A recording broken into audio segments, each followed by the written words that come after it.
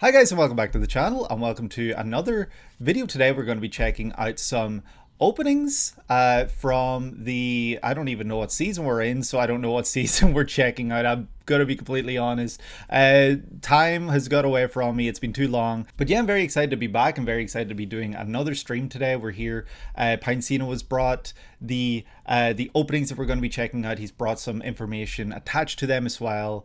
And yeah, it's good to be back. It's good to be back doing what I love. And yeah, I guess I don't really remember a lot of what was airing during the season. I know that ReZero was airing, of course, but because it's been so long, a lot of the rest has already escaped me. So we're going to see some surprises, and yeah, it's going to be a lot of fun. So why don't we dive just right into this? If you guys do enjoy this video, please leave a like and subscribe if you have not done so already, and leave a comment down below letting me know your favorite that we checked out. And of course, be sure to thank Pinecino for all that he did with compiling this list, sourcing everything, lyrics, everything that you see here has been done by him. So be sure to thank him, and we are going to jump right into this one. So yeah, spring, summer, we're in summer now, so this would be spring 2026 openings. Here we go. A lot of colors immediately. This is fun. Is this One Piece? No, it's not. Okay. I was gonna say, the art style looked almost Toei-esque there.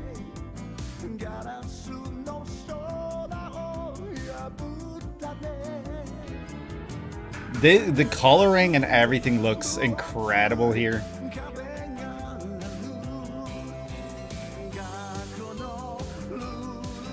Who will be the one to change the old rules? She's coming in to change, and yep, old traditions.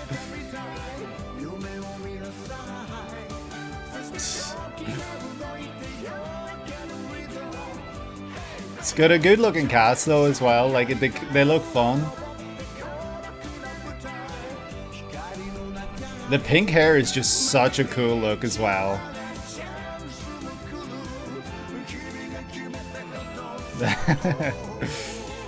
Oh shit. It's not so much a chance encounter when you can see.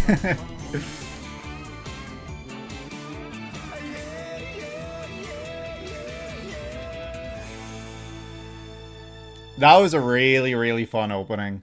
This is, I can't remember the full title. Akane Banashi. I actually read like 4 to 5 chapters of this a long time ago, and I was just so lost. The storytelling was great. I love the story that they were going for. Like this, like it's almost like a revenge story, but not exactly. Like it's, I guess you could call it. I don't know. But you know, just the rules and like the storytelling with this. I can't remember the name of the performance style that they do. It was going so over my head that I did drop it, but it is a series that, you know, I've kept in positive spirits in my mind, and like I might return to it. But especially now, I'm currently reading Hunter x Hunter, and if I can read Hunter x Hunter with all these random rules that Togashi introduces whenever he feels like it, you know, this should be a breeze, right? So we're going to check out the synopsis, or the info that Pinecino's included. This is Akane Banashi, produced by Zex, director of Ayumu Watanabe, Commie-san, Summertime Render, Witch Hat Atelier, character designs by Ki Tanaka, ZORN 100, and based on the Jump manga by Takamasa Mue and Yuki Suenaga. The song is Deceiver by Keisuke Kuwata. That's a cool list right there. You know, ZORN 100, we've checked out openings on the channel. They are so fun. Like the ZORN 100's content on the channel is so incredibly fun. Openings, endings, everything like that.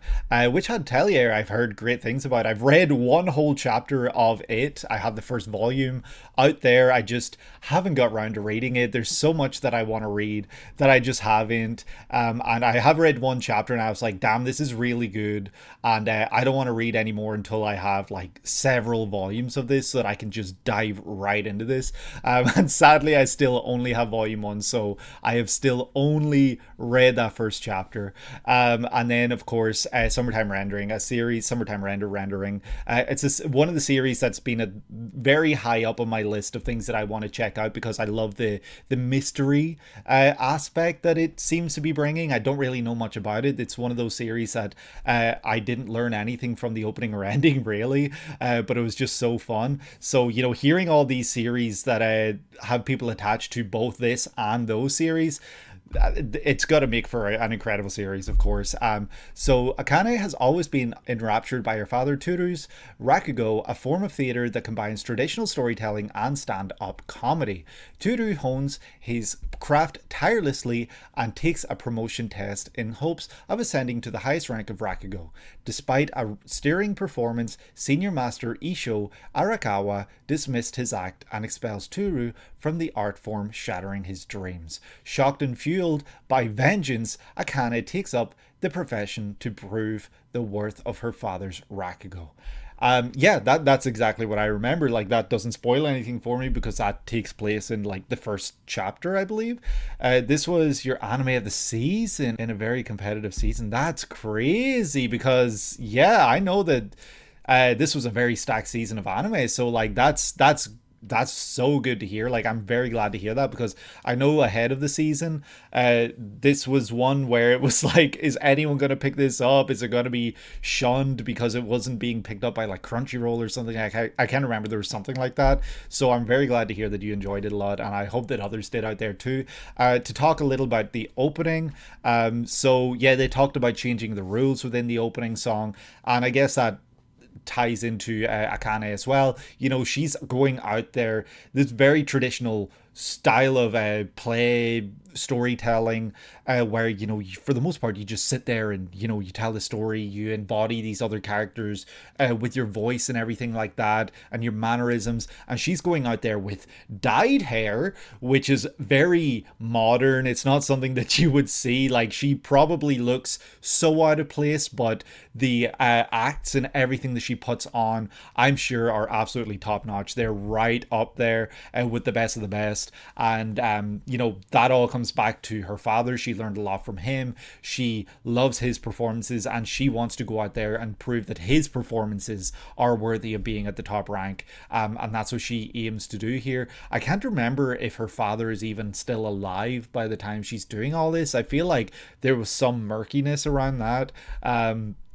But it was a really, really great story that was being set up. But just unfortunately for me, the storytelling was very, very different from what I'm used to. So, I wasn't really able to challenge myself from reading it, but maybe watching this in a more visual like format, like an anime, maybe that would be more my style. Maybe that would be something that would help me understand what's going on a lot easier, a lot better. So with Pinecino saying this was his anime of the season, that's bumped it up a lot for me and wanting to actually check this out in anime form. So we see several of the other characters. I think it's very interesting at the beginning. It starts with so much light, because the light that it shows like around here, it does look almost like these neon colors and stuff, but then we see traditional looking buildings. We see this kind of traditional looking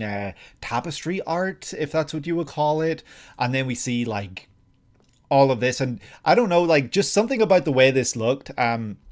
I said at the start, oh, is this One Piece? I look like a fool now, but like, I don't know, just something about it looked like Toei's like Wano kind of presentation or something, like the line work and everything, the coloring.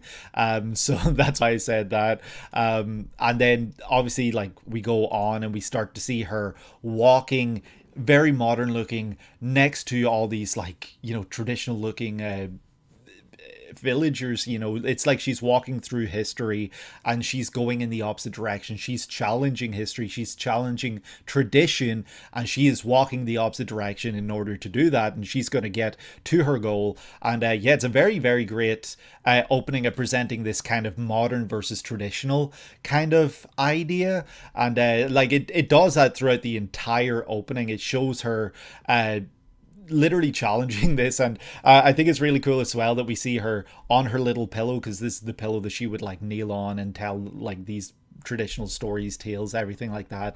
And while she's doing it, you know, it looks like so much fun. It's almost like she's on a magic carpet ride. She's flying along the stories and everything like that. She's taking herself and everyone else on this ride with her, and I think that that's really cool. Just the way that they have all these ideas for this opening with the visuals, and they present that very well. The song as well sounded great because like, oh, yeah, that that was crazy.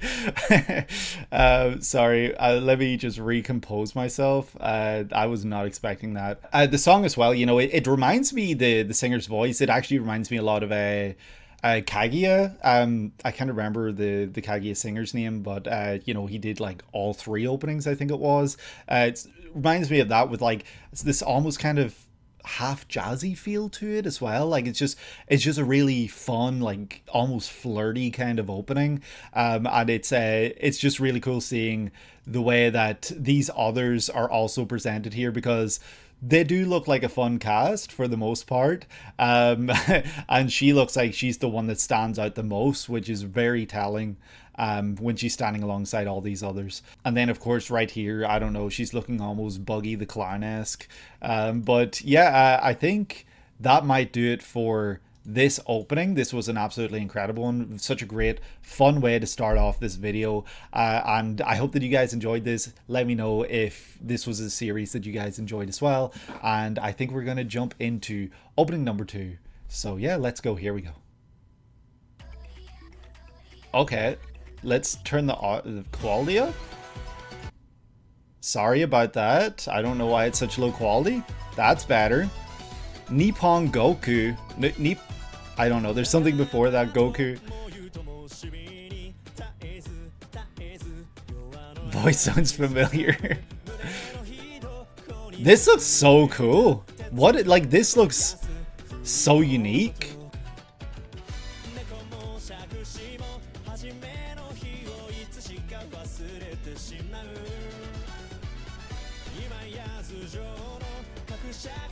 I love this kind of like look. Like, I know I've already talked about the look of it, but it's so good.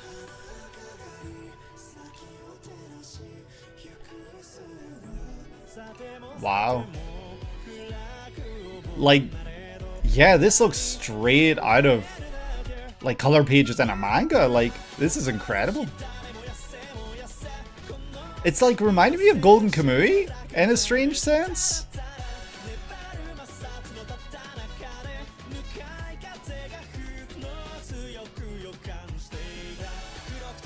What was those eyes?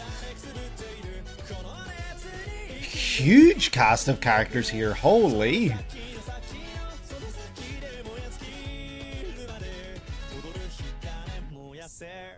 Dancing Ember, burn it. That was sick. Is this Tatsuya Kitani?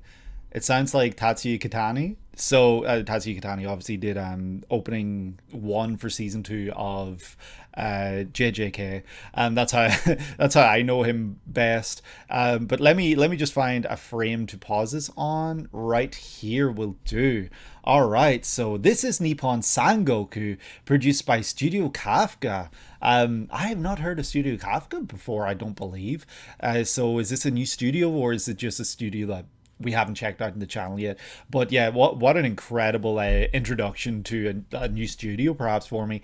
Directed by Kazuaki Terasawa, character designs by Takahiko Abiru. Vinland Saga, there you go. That explains why the characters look so great in this. And scripted by Terugo Utsumi. You and I are polar opposites. That's fun. Music by Kevin Penkin, Made in Abyss and Apothecary Diaries. I've heard great things about his work, especially when we were checking out Made in Abyss content. You know, there were so many comments about how great Kevin Penkin's work is within that series.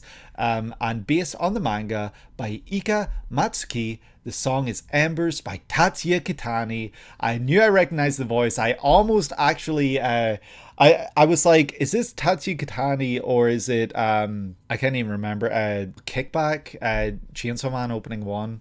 Can't even remember his name. But in my head, I was like, it's either one of those two. And I'm glad I went for the correct one in this case. Kafka assisted Mappa on Vinland Saga Season 2. That's when you first heard of them. Ah, cool. That's cool. Japan, due to the burden of several worldwide catastrophes, has split into three rival states. Okay, so we're going back almost to like what was that called? Like Shogun era, like where there's the different, you know what I'm trying to say. Diplomacy has given way to military might as the dominant path towards a reunified Japan. Misumi is a young man that possesses great intellect and strong ambition, but resigns to a calm, quiet life due to his humble background. However, a dramatic and fatal run-in with state tyranny inspires him to take up the mantle to save the nation with as little pointless bloodshed as possible. That is a great setup for a story. Obviously would remind me of Thorfinn from Vinland Saga, you know, wanting as little bloodshed as possible. It's very, very different though, but you know, having that Vinland Saga connection, it's just cool. It's a little more of a connection, I guess. The Sangoku period is when things were split. San means three, so that's the title's pun. Oh, that's fun. That's a fun pun. Yeah, I would never realize that, even though like, yeah, San is funny enough one of the the few numbers in Japanese that I do know simply because of Sanji and you know, Whole Cake Island. This looks to be just straight out of the manga right here, which is incredible because it looks so good, especially when you consider the fact that the actual shots that we see here look like they're just straight taken out of that. Like it looks so good. Like this looks bonkers. Like I don't know, like I don't know, it's reminding me of something, but I don't know what. I mentioned Golden Kamui earlier. It's reminding me of that simply because of, like, you know, we're seeing all these like officers at the same time. It's not really much like Golden Kamui, I wouldn't think. I don't know, something else as well about this, it's reminding me of like Tokyo Revengers, funny enough. Like I don't know what it is about this that's making me think of Tokyo Revengers, because it's not reminding me of it at all. It's just like the look of it, maybe. Of all series, this low-key tone wise kind of reminded you of Legend of the Galactic Heroes. Not a bad thing in your book, but yes, the look is also a bit Golden Kamui to you too. Okay, I'm glad that we have that shared opinion. Crazy place to pause, by the way. Speaking of unnecessary bloodshed, probably the uniforms remind me of. It could be, yeah. That might be it. Yeah, that might be it. Something as simple as that. Yeah. This whole opening, I don't know, like, how to really analyze this. I'm guessing that this is what's his name, Misumi on the left here. Don't know who this is on the right, but she looks to be someone that's by his side through a lot. But then we do see later on she's kind of like got all this blood around her. I think it was her. I don't know. So she might be the hard ass here. She might be the fighter, like the one that's ready to just rumble, whereas he's the one that kind of like keeps her in check, I guess, and like chains her, not chains her, but like tethers her and grounds her, I guess, in a sense, because these are, it looks to be that they're deuteragonists. Like they're co-protagonists. They're both front and center through a lot of this. And the crazy thing is as well, like it was mentioned that, you know, we're doing it again, that's another guy. We are so back. But like I was saying, the mention of this being three rival factions, I guess, working towards the return of a reunification of Japan, and we see so many characters as well. Like, is this a 12 episode season? Because this is a lot of characters. Like, this is an absurd amount of characters for a first season of anime, by the looks of things anyway. Maybe we're actually seeing a lot of the same characters over and over and over again, I'm not realizing it, but honestly, this seems to be an absolutely absurd amount of characters. So I hope that they are able to do it justice in the way that they present all these characters, the way they present these ambitions, these goals, their drives, everything that they're working towards, what they stand for, everything like that. I hope that it's actually like it does a lot of them justice and it's not just like kind of tacked on, if that makes sense. But other than that, like, this is an incredible looking series. I love the backgrounds and everything as well. The backgrounds are just stunning. The shading, just everything about this just looks so damn good. And yeah, this, I hope once again that this is one that people enjoy, because this does really pique my interest, just for the most part based on how this looks, because I haven't really learned much about it. You know, we're also seeing like a tie-in to the first opening we checked out today, Akane Banashi, with this kind of like traditional Japanese art style here with the waves and everything. I think that's really cool. Tie-in connection between those two openings, and he's painting the sea. Like, I don't know if that's symbolizing that he's trying to paint a tranquil path, one that doesn't require, you know, bloodshed. It's tranquil, it's peaceful, and he's trying to calm the waves, perhaps. I'm not sure what to really take from this kind of symbolism here, but that's my stab at it. It was only 12 episodes and it did well juggling the cast. Thankfully got a second season immediately greenlit, thank goodness, since it was one of the breakout hits in Japan. I'm very glad to hear that, because this does look like it needs to continue. It does look like it needs to you know, develop the cast, because what a huge cast this seems to have, and you know, that makes me happy to hear that that it has been greenlit for a season 2, and I can't wait to see more of it. Tatsuya Kitani, obviously always a damn highlight. Hearing more from him, we obviously have heard so much from him, from I think Go Loser, Ranger Reject. Did he also do Medalist, or is that Kenshi Yonezu? I think that's Kenshi Yonezu, actually. But you know, we've heard Tatsuya Kitani several times in the channel, and always love hearing more from him. Want to hear more going forward, always. Also need to hear more from other of my favorites. Like, I'm holding out for hearing some Vaundy. I'm holding out for hearing some Ali and Eve, of course, and yeah, want to hear more. Oh yes, he did do Hell's Paradise earlier this year with Baby Metal, correct? That was the Baby Metal. I think Baby Metal was Hell's Paradise and also One Punch Man, I think, which was crazy that we had like 2 Baby Metal tracks in 1 year. That was mind-blowing. But yeah, I think I'm ready to check out opening number 3. This was a really, really cool one, a really great introduction to a new series that I had heard nothing about, and that just jumped up in my anticipation list for wanting to see more from this. So yeah, why don't we check out opening number 3? Let's go. A light switch. Okay. Oh, my chair is falling apart. Dorohedoro, of course. Yeah, I forgot Dorohedoro was back. Wow. This looks sick. The way they're all being taken apart, like, yeah, I don't know enough about this. This is a very confusing series from just openings, endings.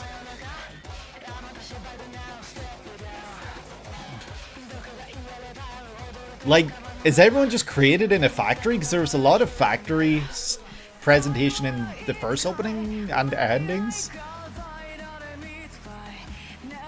With a meat pie? Everyone falling to earth? This is sick. No name!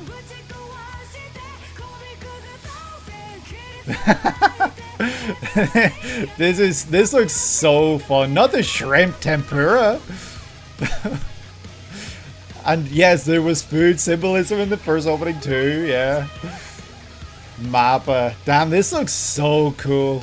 Maybe I need to check out Dorohedoro. Damn, that was so good. I don't know. This is going to be the one to beat today for me in terms of openings, because this was batshit insane, and I need to find a frame just to encapsulate just how bonkers this was. And we're going to pause it right when we see these guys jump in, and yeah, Okay, that'll do right here. This is Dorohedoro Season 2. I'm glad the Mappa is finally back doing Dorohedoro. Produced by Mappa, directed by Yuichiro Hayashi. Dorohedoro Season 1, then all of Mappa's but all of Mappa's Attack on Titan. Man looked like he hadn't slept in years while he was producing, while he was in charge of Attack on Titan. I hope that he's looking a lot better these days, because he honestly did look like he was really going through it. So I hope now that he's back with his passion project of Dorohedoro that he's in a much better place.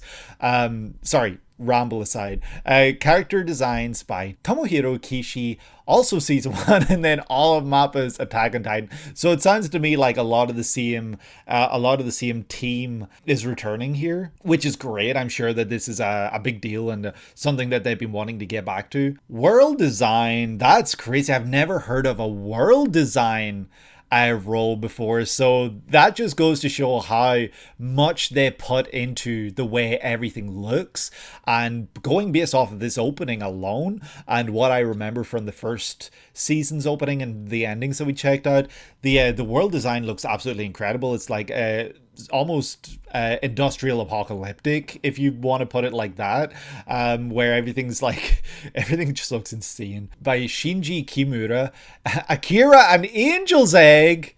No way. I actually just watched Angel's Egg in May, and that for me is one of the best anime movies I've ever seen, period. It is perhaps even one of the best animated movies in general I have ever seen. It was truly incredible, and one of the highlights of that movie was, of course, the backgrounds and the way everything looked. Everything was just phenomenal in Angel's Egg. And so him being attached, like someone that worked on like Angel's Egg being attached to Dorohedoro, that alone for me, now that I've seen Angel's Egg, that alone for me is like, yeah, I gotta watch this series. I gotta see this for myself. Scripted by Hiroshi Seko, practically every big series these days, including which Hat Atelier. Sorry, I was like, WHA, like, Why Hero Academia this season. Music by No Name, season 1, and of course by Family, and based on the manga by Q Haishida. The song is an absolute must-see by No Name, season 1's opening and endings. That's so fun. I'm so glad to see No Name back here, because this was bonkers. This was so fun, and I'm gonna have to go back and listen to the season 1 opening, because it's been a very long time, and I gotta figure out if I prefer it or this one, because this one is this is a bop that is getting added instantly to my my playlist. I'm gonna be listening to this maybe to the gym later today. I'm gonna be finishing stream and going straight to the gym, I think, and that's gonna be a fun time. The backgrounds in Dorohedoro are crazy good. I can imagine, because hearing that there's a world designer attached to this, I've never heard of that before, never once. So yeah, that's huge, and I think that that's really, really cool, and I love that they're giving so much love and attention to a series like this. Now, of course, tonally, Dorohedoro and Angel's Egg couldn't be farther apart. Yeah, I imagine Angel's Egg is very bleak and very depressing, whereas this looks like it's taking what should be bleak and kind of making it fun. Like, I even remember season 1 had like the Doom ending, where they're just going around collecting mushrooms and everything in like a Doom kind of style. So everything about the series is being presented in a very fun way, which is so insane to me, considering character designs and world design and just everything that I thought that this series probably was.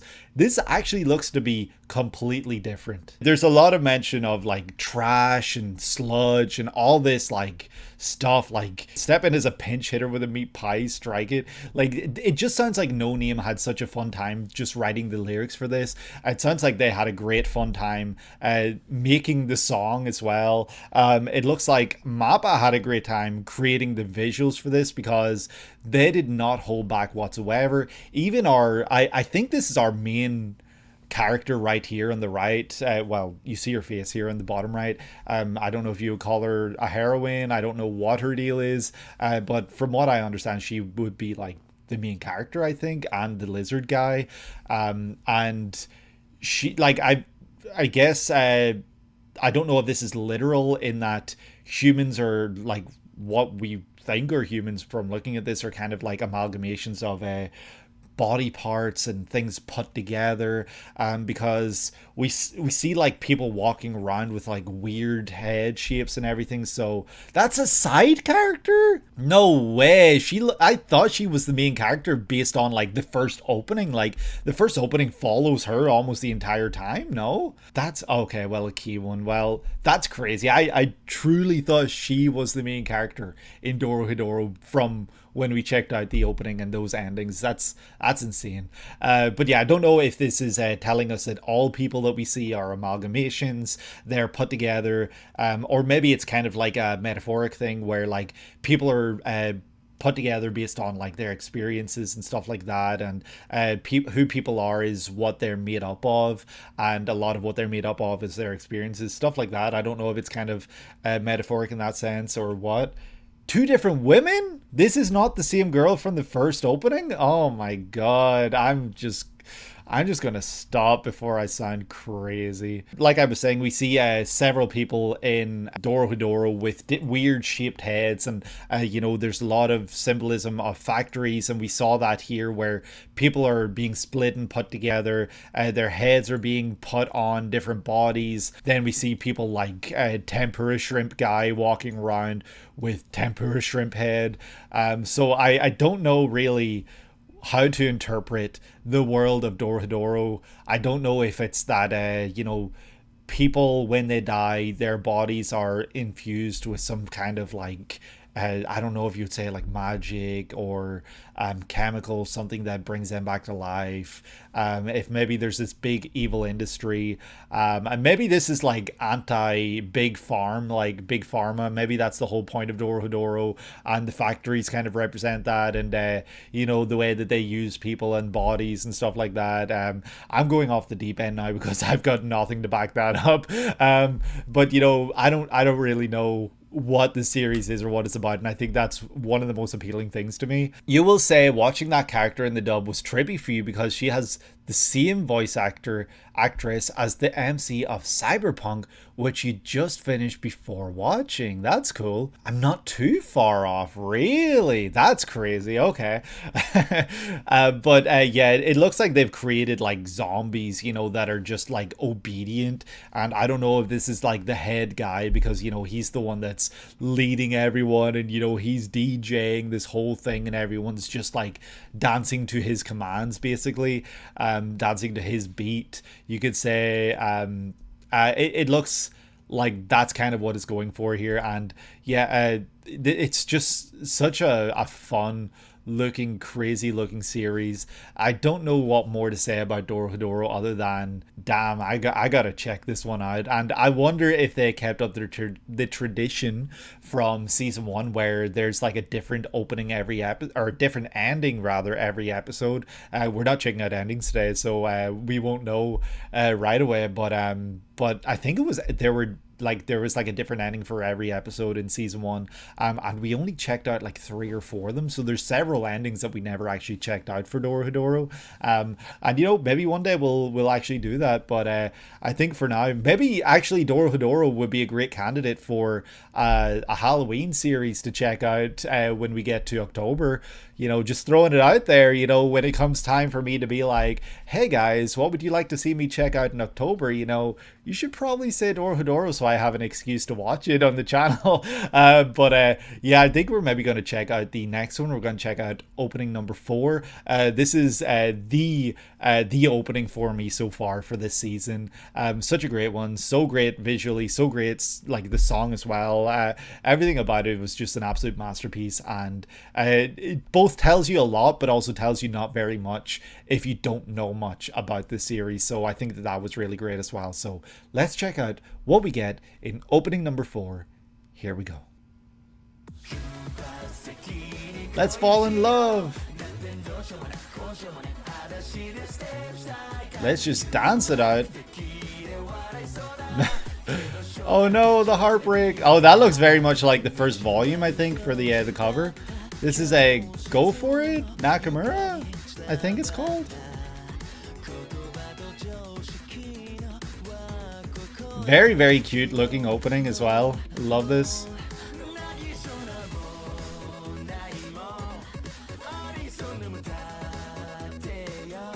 Let's sing some Annie songs. So is our MC a bit of a... Oh, that's fun. Bit of an otaku, could you say? There's something very Ranma-esque about the designs and everything here.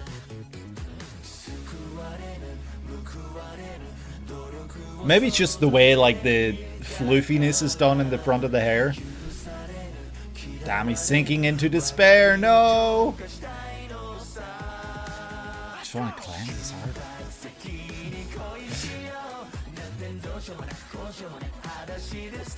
I love the like kind of beeps and boops in the background, making it sound like it's like some sort of video game song.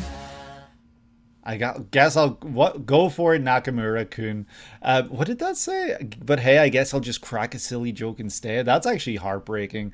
This so one thing I'll say about the song here before I talk about visuals, it sounded like, I don't know if it's gonna make sense, but like the part where it's like, so this part here, like something about it almost sounds like kind of like traditional, like the way it's sung, the cadence. It sounds like a traditional kind of like song or something, you know, maybe within Japanese or something. But then hearing the beeps and boops over it, it's, you know, it's telling you this is anything but traditional. This is modern. So like, not to tie it back once again to Akane Banashi, but it almost feels like there's maybe traditional versus modern present within this series as well. Like maybe this when we take in the idea of what the series is, with this being a boys love series, of course, and also like it was very, very well presented. Like it was a very cute opening, and you know, I did love just seeing the dynamics that the characters had. But what I'm trying to say is that maybe this idea of like traditional love versus like modern love is kind of like a big theme within this series, I would guess anyway. Maybe I'm completely wrong there, but just from the sound of the song alone, that's kind of what I would analyze from that. This is Go For It Nakamura-kun, produced by Drive Konosuba Season 3. Cool, that's a lot of fun. Direction and character designs by Aoi Umeki, Pop Team Epic, and based on the long ago viral manga, really, by Sayunde. The song is Let's Fall in Love Like a Sudden Spark by Yasuyuki Okamura. City Hunter 2 ending and Space Dandy opening are... Wait, that's crazy. City Hunter 2 ending. Is that the one that there's like a still frame of like half of someone's face and then you see someone coming in through a doorway? Is that the one? That was a great ending as well, if it's the one I'm remembering. And of course, like, that's crazy, like someone like Yasuyuki Okamura, who's been in the game for as long as they have, returning for something like this that does have an almost 80s kind of aesthetic look to it, and character designs and everything like that. I think that's really cool that they returned here. And of course, Kento Nakajima, Oshinoko Season 2 opening. The first volume's cover was inescapable back in the mid 2010s. That's why you said it was long ago viral. Yeah, I have seen that cover a lot. It's like him gripping at his like clothing and kind of like shrinking into himself, and that cover alone tells you so much about the character. Like you know, he's like gripping at his like where his heart would be, you know, telling you that, you know, his pains are pains of the heart, I guess, you know, what he's experiencing, and he shrinks into himself in that volume cover as well, kind of telling you that he is shy, he's not an outgoing person, he's very inward with himself. It's a great volume cover. It tells you so much. And then also the title of the series as well, being like Go For It, is very positive. Nakamura is a timid weirdo that only has two interests in life: his pet octopus. What's the pet octopus's name? Don't tell me it's Taku P. And fascination with octopi in general. And his classmate Hirose being the other thing that he is interested in, of course. Once he finally musters up the courage to make contact, making it sound like he's an alien. Maybe that's the point, like he's not a social person, so it almost does feel like a very alien language, very alien way of living life to actually talk to someone. But yeah, make contact is crazy. He, of course, fumbles the bag horrifically and at best becomes funny in the eyes of Hirose. Can Nakamura go for it and close the gap between them? Time and hijinks will tell. Damn, I hope that he can. I hope that he does go for it. I hope that it goes well for him. Something about that as well, where like how classmates perceive someone, it's reminding me of a Komi-san in that sense. I'm not comparing the two at all, but Commie, a character that people think is like, like cold and stoic, I guess, and like really cool, when really she's just like ridiculously shy and awkward. So seeing now that Nakamura here tried to do something and now has been seen as funny, I wonder how long he rides that wave of being the funny guy before he eventually realizes that's not what he wants. He wants more. I'm sure he realizes it immediately, but I wonder how long it takes him to realize he doesn't want to continue living that way. And I'm sure that there's a lot of very interesting ideas presented within this. Like, I'm sure the idea of like being yourself versus being the someone that people recognize is kind of a key theme here, if that makes sense. He's seen as funny, but he's not really himself. So I wonder if like that kind of plays into his self-discovery and finding his self-worth, if that makes sense. And like, I'm sure that's a big deal for him, and I'm sure that a lot of the series kind of follows that trajectory of his self-discovery and like finding himself. You will say that I'm not alone in that Ranma comparison. Okay, I'm glad. You felt a very Rumiko Takahashi influence over the whole thing, which is probably there in the original manga. Yeah, I'm sure it was. The way these characters look, like, I know that Ranma isn't the only series that Takahashi has created with characters that look almost like this, but I don't know, in a sense, the way that hair is done and everything, it is so Ranma, like it's not any other character. Like, you could look at a Misoni Koku, for example. There is also a guy character in that with similar hair here as well. So, it is a Takahashi thing. But yeah, it's just reminded me of Ranma more than anything else, I guess, because I've checked out more of Ranma than any of her other series on the channel. You've seen a bunch of shows from that time. It's her thing for sure. Yeah, that's cool. But yeah, this was a really, really fun series. Seeing the way, like, we see right here, it's showing the main love interest and the transition into a heart in Nakamura's head here, and then that's when he takes these pains, because this is the source of his pain. It's this other guy, I can't remember if he shared his name, Hirose. I don't know if we see anything octopus related within this opening. Oh, we do. The coins are all octopi. That's cool. Besides that, like, it's Hirose. So his two interests in life, three interests: money, octopi, and Hirose.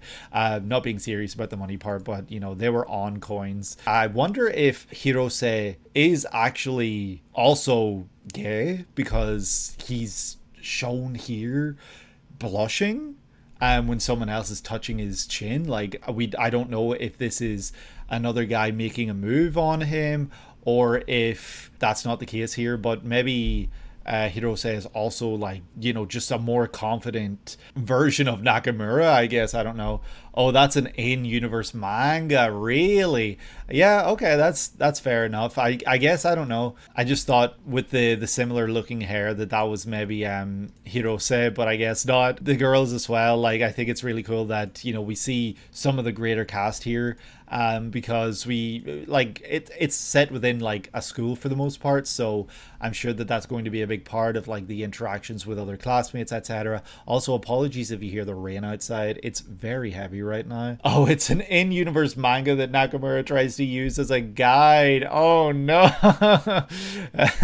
That's awful. That that can't go well for him. But yeah, I love this kind of look here as well then, because when it's showing him here, when it's showing them both here, you know, there's this almost like retro kind of filter put over everything, if that makes sense, where it's got like a fuzziness, which is once again reminding you of an older genre, an older era of anime in the 80s, where this kind of looks like it takes inspiration from aesthetic, but then that cuts away because he's no longer the funny guy and he is now sinking into despair with his octopi. That's kind of like a big part of like this opening, I guess, where it's almost looking like he's resigning to accepting that Hirose will not be interested in him and that his attempts are for nothing. Like, it looks like that's how he's perceiving things in this moment, and so he accepts that he's just going to be the octopus guy, and that's going to be all that he has in life, almost, it looks like. But then we see him break through that.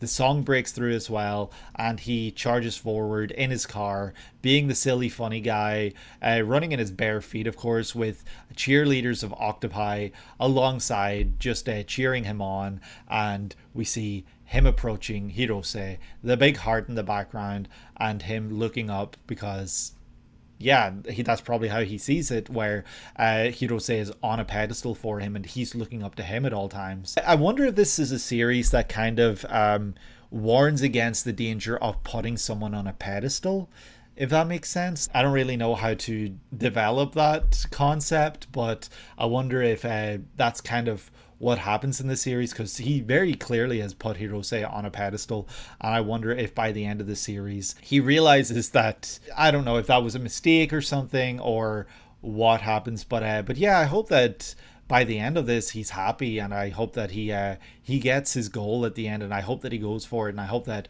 Hirose and of course Nakamura end up finishing things out in a strong and positive way. I guess we just never saw anything within this to show that Hirose shows any interest towards Nakamura, so that's kind of a concern. Maybe that's the whole point. The opening doesn't want to spoil anything, and it wants you to watch the developments as they happen within the anime itself. Is this a series that's wrapped up, or is there going to be a season 2? I guess it would be interesting to learn that, you know, the story will continue in 2027 or something like that. For now, I think I'm gonna move on to the next one. This was a really great one. I'm glad we were able to check this one out. I forgot that this series actually did get an anime this season within spring, because I remember there was some buzz about it, because as Pinecino said, it was a big deal back in the day. Oh, it was only 1 volume long with some side stuff, so the whole thing was adapted. Really? It was only 1 volume.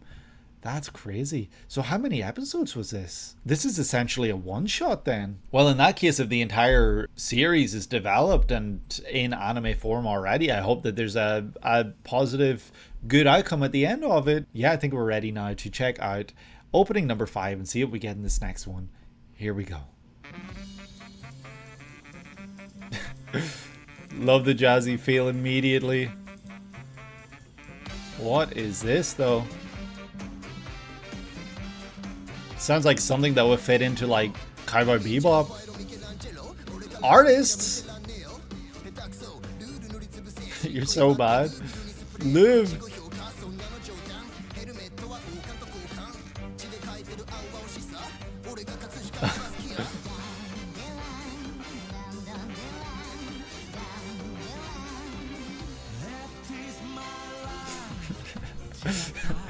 What?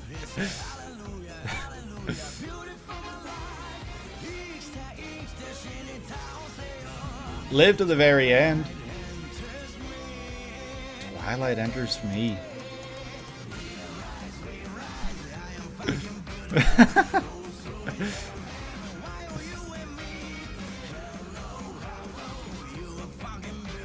That's crazy. Just the emphasis.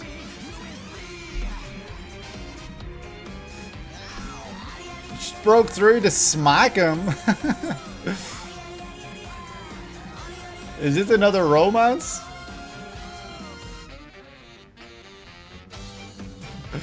Aaron the Southpaw. That was a crazy opening. That was really, really fun and creative though. It looks to be that, here we are again. Is this a guy or a girl? I would have guessed a girl from how the long hair is and everything, and but I don't actually know. Looks to be that whoever this is gets by their whole life, nobody really looks at them, and then whenever they find someone that they want to reach out to, like they're not able to. Like we saw right here, they reach out for this guy and they just fade away, like they disappear. So I don't know if it's the case of like just they're misunderstood, nobody understands them, nobody gives them the time of day, but right after that this other woman takes her hand, takes his hand, takes their hand and spins them around, looks like sets him on a path almost, but then she's just walking her own path. I don't know what this 22-6 22-7 is, but that's when we start to get all this like this is my life like and everything. And then it's an absolutely crazy song. I think it's really, really funny just seeing the way everything looks so dramatic, but then like by the end there's this kind of resolution of like we're in school. I guess our MC here looks to be an outcast, a social outcast, and they're like probably not someone that society likes, and they're finding their own place in this world. And you know, this guy at the end is maybe the one person that they can be themselves around and will maybe bring them out of their shell, hopefully. Let's see what the synopsis says. This is Aaron the Southpaw, produced by Production IG and Signal MD, directed by Toshimasa Suzuki, character designs by Takayuki Goto, Ghost in the Shell, Standalone Complex, the G in Production IG, since he's a co-founder. Really? That's so cool. Scripted by Taku Kishimoto, Haikyuu and Blue Lock. Love that. I recently have actually just watched both. I still need to watch the movie for Haikyuu. Hopefully we'll get to it soon. And based on the Jump Plus manga by Nifune and Kappy, the song is Funkin' Beautiful featuring ZORN by Ali. Funny enough, I did think this sounds like a crazy like Ali song. I was saying earlier, like I want to hear more Ali. This Ali track reminds me a lot more of like a Wild Side than something like Lost in Paradise, or the song that Ali did for what was the fake anime that was within Witch Watch. It reminds me a lot more of like Ali's introduction to anime, like with Wildside and Beastars. Like this sounds so jazzy and so similar in that feel, and it's really fun in that sense. You will say for the longest time, and until you watched the first episode, you thought this was either an MMA or boxing series. So color surprise, it's about art. It's about art. I mean, I guess that's why they talk about the Louvre and everything like that. Her doing graffiti and all the graffiti cans out there. And I guess her walking along this is actually color tones then? Is that what this is supposed to represent? That's crazy. I think I've proven that I know absolutely nothing about this series, and this opening didn't really teach me a lot. So I think that that's really funny. We get like these really evil looking guys when it comes to the art world. So this was a bonkers opening. Once an inspiring young artist, Aaron's anger at the world, Aaron's anger, no way, leads to her anonymously graffitiing all over a local art exhibition. Damn. Which in turn inspires her classmate Koichi Asakura to try a similar piece at school. When Erin witnesses Koichi's work, hoping to find a companion in the emotion she put into her vandalism, she instead remarks, "It's shit." This stuns Koichi, pushing him to improve his craft, and in this Ouroboros cycle, pulls Erin back into the art world through his enthusiasm.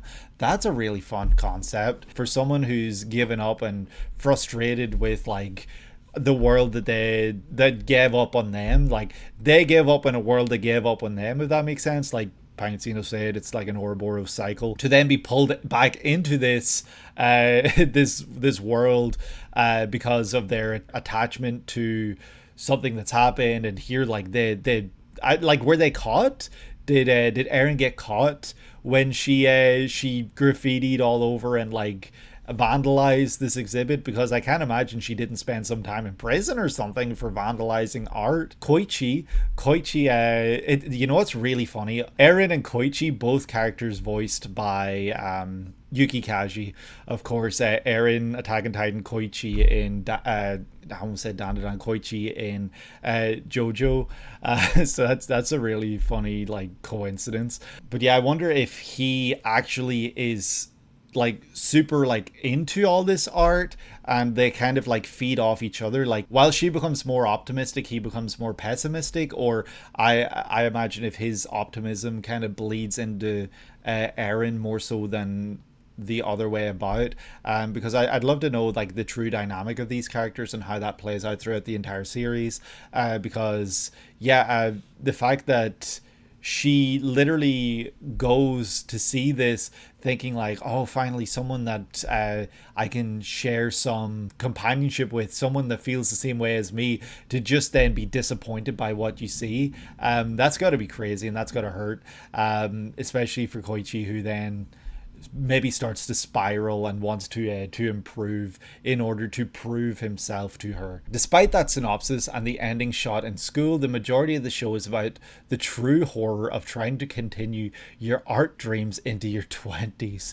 Yeah, I know a lot of people can probably resonate with that, especially in the era of I guess you would say like a digital art and everything like that. Like I know that it's very difficult out there. So commission your friends, commission people that you like their art, because I'm sure they could do with the support. Like Eren goes down the tortured but successful route, whereas Koichi ends up in an office where his soul dies. Oh no. That's terrible. This looks to be a rather depressing series, but I hope that by the end of it there is some positive takeaway from it.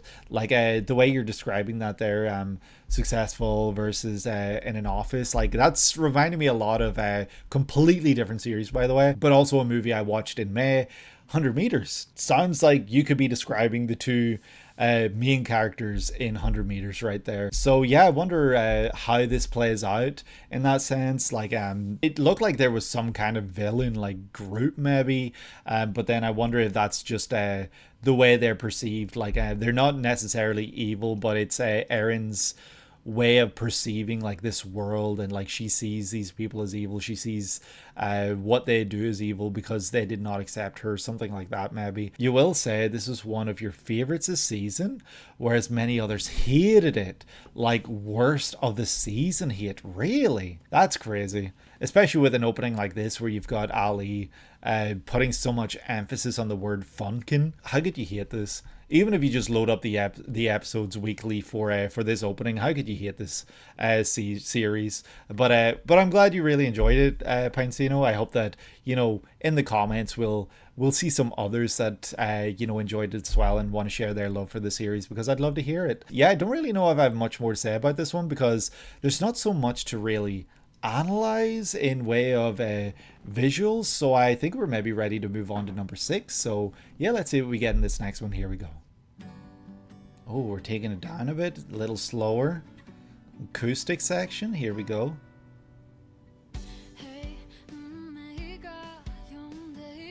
Hundred Scenes of Awajima.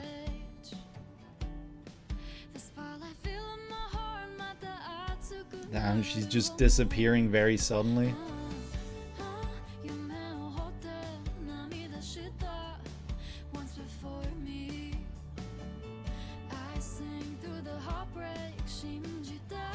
It's a really beautiful track.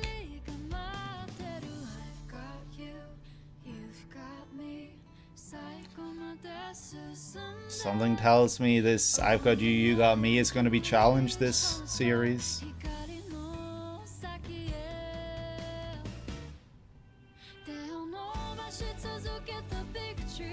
Oh, it's so cute.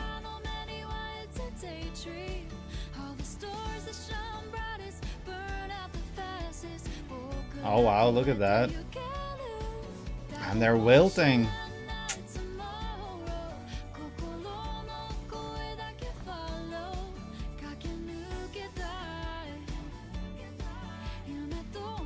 Finding beauty even in the weeds? Is that what that was?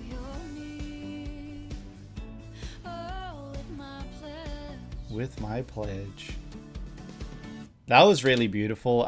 If you'll allow me, it did remind me from some of the watercolor kind of look and like the slower track and everything. It did remind me a bit more of like Journal with Witch than anything else. Though at the same time, it was giving me huge like when Marnie was there vibes as well. I don't know if either of those two series are comparable whatsoever to this one, but you know, it did look like there was like some despair at the beginning, only for then there to be some kind of happiness towards the end. This is 100 Scenes of Awajima, produced by Madhouse. That's cool. Directed by Morio Asuka, Cardcaptor Sakura, Chobits, Nana, Yamada-kun. A lot of big series there. Character designs by Kunihiko Hamada, also Nana, and Yamada-kun. Scripted by Yasuhiro Nakanishi, Kaguya-sama. Jeez, big hitters here. Music by Takahiro Obata, Promised Neverland, and Shoshimin, and based on the manga by the acclaimed Takago Shimura. The song is Blue Hour by Hana Hope. That was a beautiful track. First of all, it was really beautiful. It was a standout today, especially because we've had some really like fun upbeat tracks and everything. And you know, don't get me wrong, like I love those as well. But you know, whenever there's so many songs that really get your energy up, sometimes a song like this, like an opening like this, stands out, and like it's so memorable because it's so different from what you've been seeing the rest of the season. This one really did stand out. It was beautiful. It felt very intentional in everything it was showing and everything it was doing. Like the shots of like flowers wilting and everything, flowers growing, like the petals behind everything like this, the scenes of like ballet, like the flowers growing in the background while she's doing ballet, kind of showing that our main character here maybe finds like something they love and they're growing. Like the flowers might represent her growth and her finding like a place, her finding herself maybe, because then a little after this, when she's away from there, they start to wilt. And I don't know if that's kind of telling us that she only really feels like that when she is in this location, like doing ballet, etc. Like, I'm not really sure, but I'm gonna read this next part. Awajima is a nationally renowned musical boarding school for girls. Okay, so I don't know, I see musical boarding school and my first thought is Suspiria. I can't imagine this is anything like Suspiria, producing generations of stars that would go on to dazzle the stage. This of course means it holds deep psychological power over those that fail to enter, and especially those that struggle to persevere within it. That makes a lot of sense for what we see within this, because we're seeing these flowers kind of representing a growth, and then those that aren't growing kind of like wilting and going inwards in themselves. There's a shot later in the opening where it shows weeds.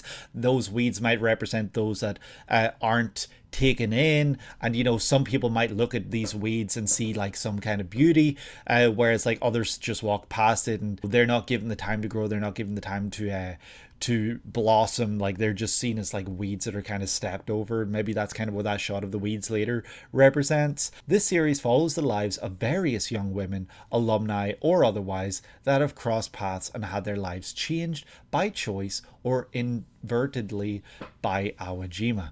I wonder if that then means that it's kind of like anthological is that even a word? Like, it's more of an anthology series, and opposed to following a main character, it's like each episode follows a different character story then. That would be a really cool way of telling this. Okay, it is anthological, that's cool.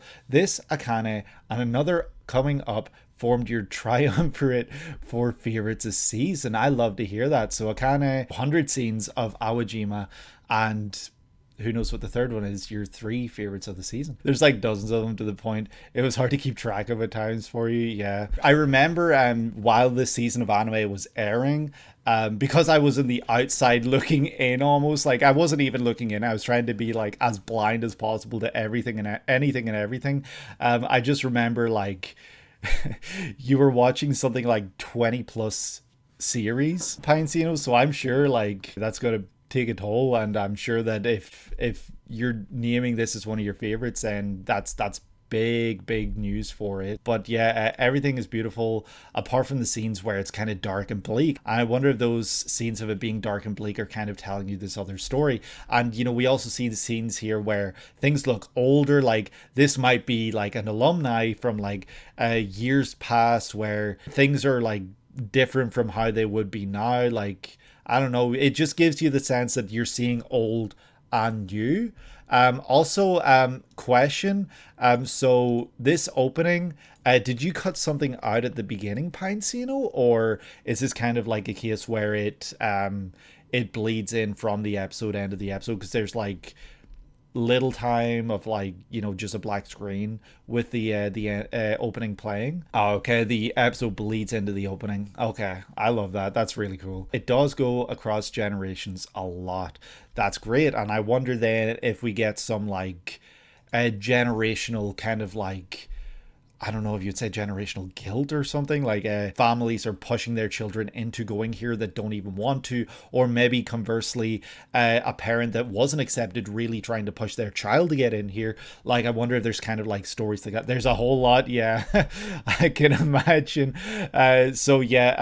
This is 12 episodes, correct? Like, this is a 12 episode series. Is there going to be more from this? Did they wrap up the entire series within this season, or is there going to be more? I hope that there will be more, because you know, it sounds like a very unique idea for a series. You know, like, it's not about the characters. The main character is actually this boarding school.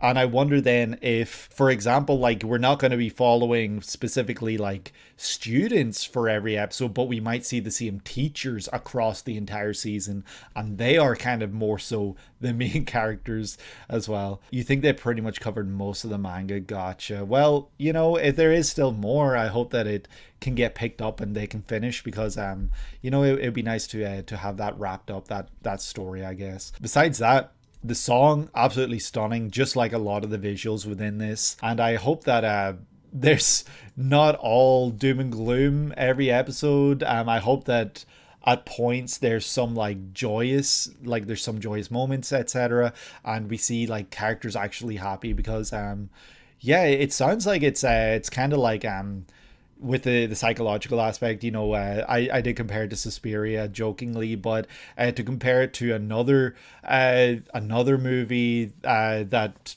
it's musical, there's ballet, Black Swan. Is it even called Black Swan? Is that the name of it? I think it is the name of it, which obviously takes huge inspiration from Perfect Blue, the much better film, for the record. You know, where it's got that psychological aspect, but I don't know if it more so kind of goes down that route that Black Swan goes down, with the whole idea of like a perfectionism and you know, like this idea of being successful and everything like that. I'm sure it does, but being that each episode maybe follows a different student or a different person, I don't know how deep it can really go for something like that. But yeah, I think I'm ready now to check out the next one to see what we get in opening number 7. I think it's number 7. So yeah, let's see what we get in this next one. Here we go. Oh, we got 4x3. Excuse me, there is no audio. There is? I didn't hear it. My bad. I just got really scared. I'm sorry. I got really scared that there was no audio, because my headphones have been messing about the past few days again. I thought we were past it. We're going to check this one out. Here we go. 4x3. Pink-haired girl. Okay, there we have some audio.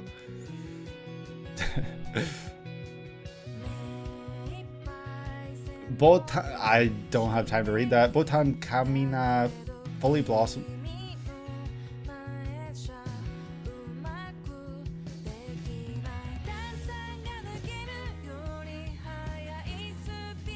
My drink's still fizzy and sweet.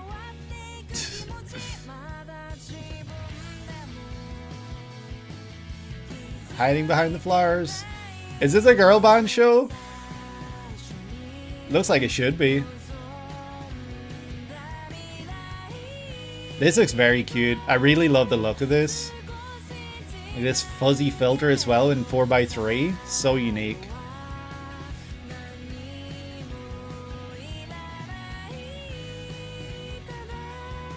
What's Fern doing? Oh no!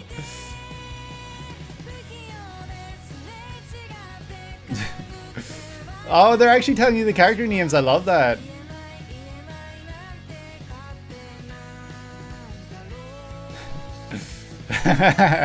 It's popping into view.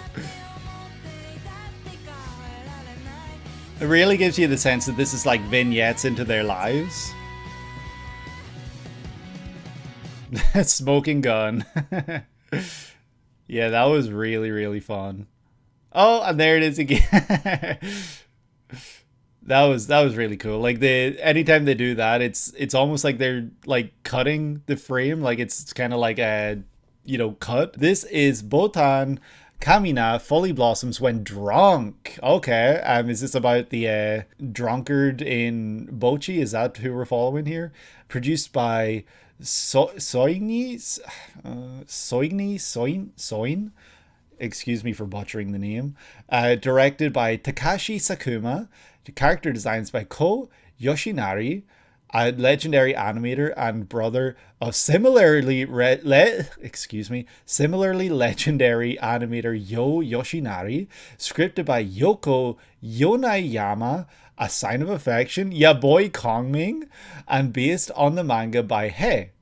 The song is Time to Sprout by Yonige. The opening animation is directed by animator that goes by China, directed the best episode of Apothecary Diaries, as well as the fourth opening. I remember, I'm guessing you mean from season 1 of Apothecary Diaries, because I remember that being like, I think your episode of the year, Pinecino. Anime of the season for you, maybe of the year. That's cool, really. Yeah, I don't really know much about this at all. I don't know if, I think this is my first time hearing about this. Bochi, you say, we'll get to that. Okay. Botan Kamiina finds out that her college dorm's resident assistant, Ibuki Tonami, is a connoisseur of alcohol but prefers to exclusively drink in her own solitary company. Seeking a closer relationship with Ibuki, Botan opts to becoming her drinking buddy. That's fun. In her quest to catch up with Ibuki's passion, Botan discovers that her typical forward nature becomes even more pronounced under the influence. Booze-fueled hijinks ensue. And yes, this is the third of the triumvirate for the season. I can already tell why this was one of your favorites, because this does sound like and look like a ton of fun. I'm not sure then what the kind of vignette-y 4x3 kind of style kind of is meant to convey for this. I mean, it does give you the sense that it's just like some friends recording their lives, and like this is just like part of that. For other series like The Summer Hikaru Died, you know, the way that they had it like that, like the box and kind of fuzzy, you know, 4x3, it kind of gave you a sense of like longing for times past. And, you know, that was my idea of why that was used there. But like, I can't really get a grasp on maybe exactly why it's used here, apart from just showing snippets and glimpses into their lives. That's what this entire opening is.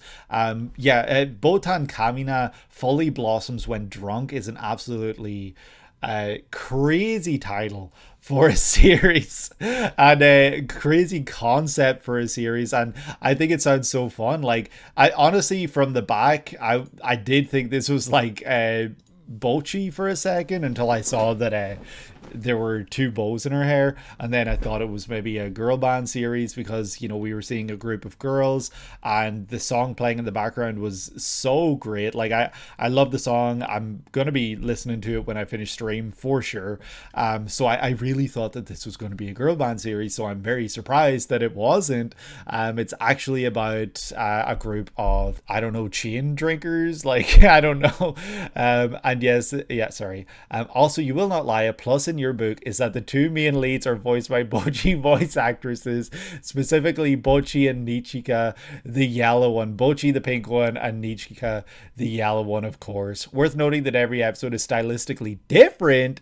Felt like a real animator showcase. That's so cool. I love that so much because, and that was something that I remember vividly you telling me for Space Dandy, that a different director directed each episode, and that it was so fun, like checking out the next episode's director, etc. Like it made the series so unique. I think that's really cool. Yuri Slice of Life, this girl right here, I'm not the only one to look at this frame right here and think this is like Asuka, right? Like this kind of 90s look and like not exactly high definition, with like orange haired girl with like their hair up. I don't know. It's just like everything about this shot just looks like Asuka Langley Sori to me. You're afraid she looks just like a Hibike character to you. You can't unsee it. Fair enough. This character right here is reminding me of the girl from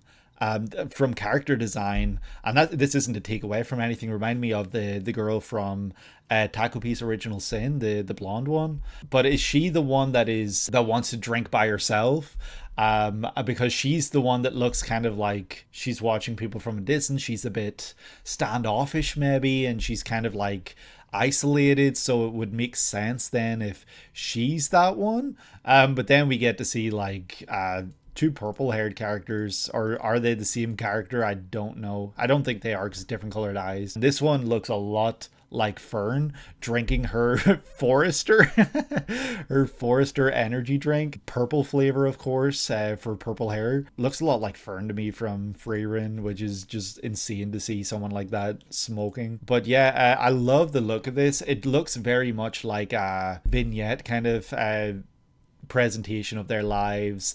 It almost reminds me of like I can't even think of an example, but like sometimes like a movie will start and like to get you caught up to speed of like where we're at, it'll show you like glimpses into their lives from like recordings and stuff like that. It's kind of giving me that kind of vibe and feeling like from the opening, but that's a great compliment because it gives it a very cinematic feel in a sense. Who did you say this opening was directed by again? Let me see. The opening animation is directed by animator that goes by China. I gotta watch Apothecary Diaries now if they're behind the best episode of Apothecary Diaries.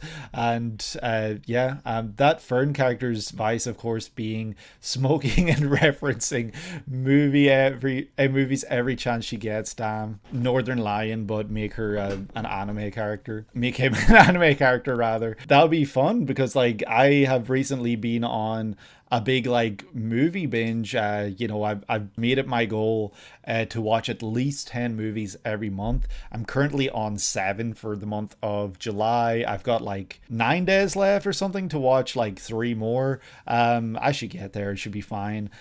Some months I've watched upwards of like 15 to 20 movies. So, I've just been really enjoying watching a lot of movies, a lot of popular movies, a lot of like the highest rated movies on Letterboxd, stuff like that. So references would be really fun. I'm sure that I would actually get some of them.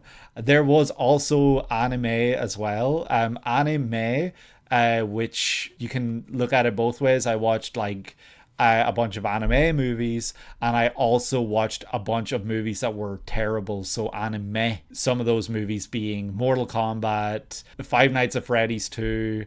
I just watched some pretty bad movies as well, some true cinema. So I would actually probably get some of the references within this series now, maybe. I'm sure they're referencing some stuff like that otherwise I wouldn't have known of in the past, like just to name some movies, for example, like I don't know, Akira Kurosawa movies, or even like just one that's stuck in my head, and it's in my head because I thought of it today I watched The Odyssey today and a certain scene in it made me think of Paris, Texas. So I wonder if they make a reference to Paris, Texas, just stuff like that.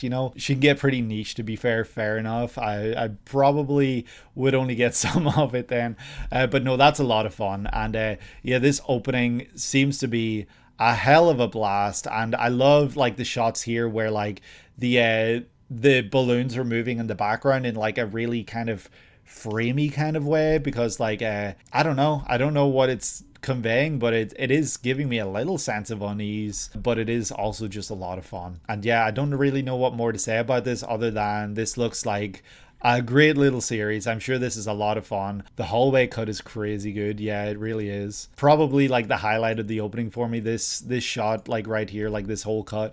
But I don't really know what it represents or anything like that. But it does give me a sense of unease and maybe a sense of like a childhood lost or something. You know, balloons represented, like they represent children a lot of the times, and seeing them flying by in the background where there's this like barrier between her and them with the window and everything. Maybe it's kind of telling you that she didn't have the best childhood, and that childhood is kind of behind her, and it's moving past her. I don't know if that makes sense, but that's all I can think of. Other than that, I'm just thinking of It.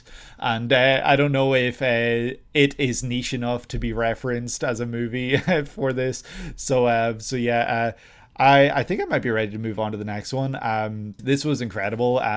Maybe my favorite of the day so far for openings. I love the look, the feel, the aesthetic, everything about it, the song especially. And besides this one, of course, the other favorite that I have for the day in terms of opening is Dorohedoro. That Dorohedoro opening was bonkers. And yeah, we're going to now move on to the last one for today. We're going to see what we get in number 8. And yeah, I wonder what we're going to see. I think I know what we're going to see, but we're going to see what we get in this next one. Here we go. Okay. There's Subaru. It's good to be back. Oh shit, look at them all in their new gear. Look at that. Anastasia. Melee. I saw Petrash. Is that the tower? Looks huge. Ikena into Anastasia's crazy. What was that shot with Subaru? This sounds so different from the other openings. I love it. Wow. The tower? Damn, we haven't seen visuals like this since opening like 2. That's crazy. Wow, this looks sick. Okay. Sandworms. Okay. Someone watched June when they were writing this.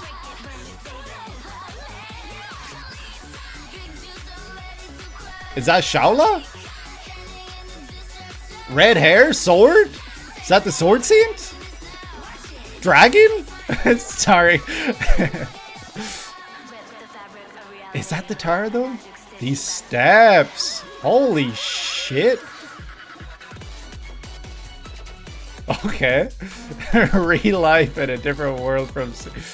Okay. Let me just go back here. That was insane.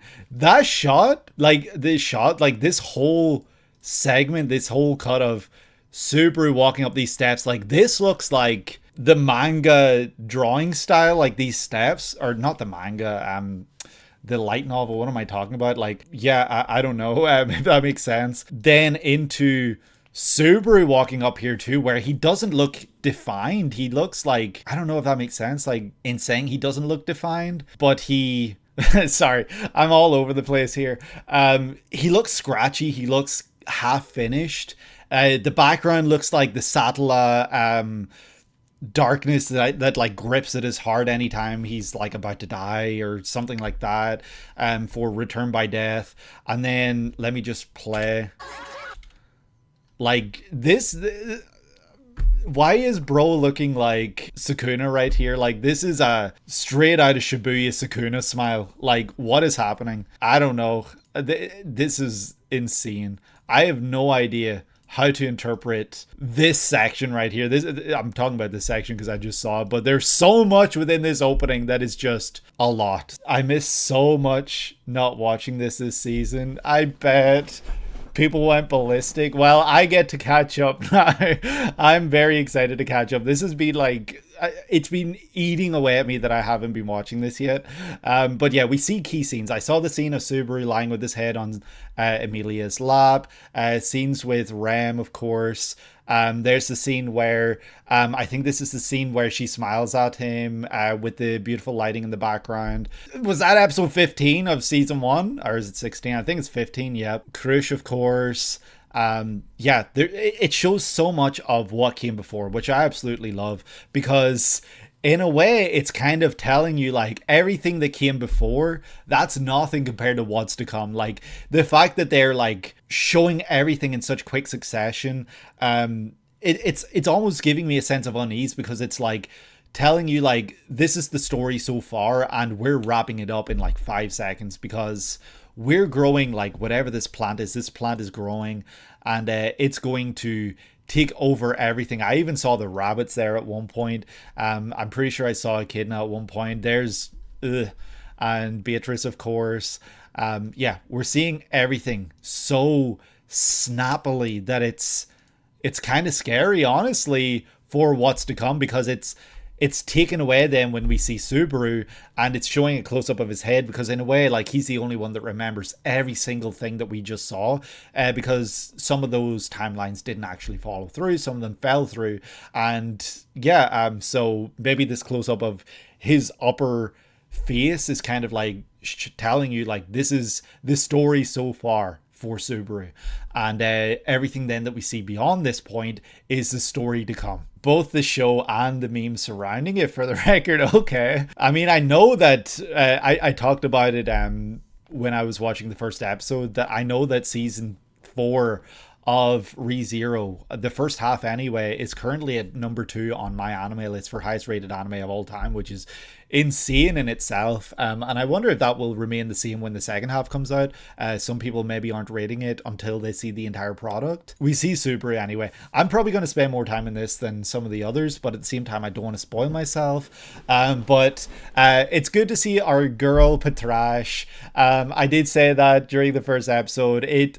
You know, we had a whole season where we didn't really see her, so it's good to see her back. We've got everyone in new clothing, apart from Beatrice, it looks like. Subaru, Rem, Emilia, all in like gear that's going to protect them in these harsh conditions. We see that Ram has, sorry, did I say Ram earlier? I meant Ram. We see that Ram has also brought Rem. In episode 1, we did talk about bringing Rem, but we hadn't actually left yet. So, you know, it's good to see that we're actually bringing her. Also, for the record, this was Myth and Royd again, I'm guessing. Or is it Konomi Suzuki? I'm guessing it's one of the two, because it sounded just like them and the song was great. This is the first opening for ReZero Season 4 Recollect by Konomi Suzuki, of course. Season 1 opening 1, Season 2 opening 1, Season 3 opening, I'm noticing a pattern, featuring Ashniko. Did Ashniko provide the beat? Is that their involvement in this? Because it did sound very different from a typical ReZero opening. You know, I've listened to Recollect quite a bit, or not Recollect, you just said Recollect, Reweave, from season 3 quite a bit in the past few months, just because I'm itching for more. So I've been listening to Styx Helix, Reweave, and Nox Lux quite a bit. Those are like the 3 that I've been listening to. They did vocals and lyrics. Oh, okay. But yeah, no, this sounds so unlike the rest, which is really, really cool because it stands out so much. I'll have to like hear this with the show more to kind of determine where it places for me in terms of favorites. But like, I don't really care for like being like, oh, this is my favorite, you know, as long as it's a great opening, it's a great opening, and this is a great opening, so that's worth celebrating, opposed to, you know, pitting baddies against one another.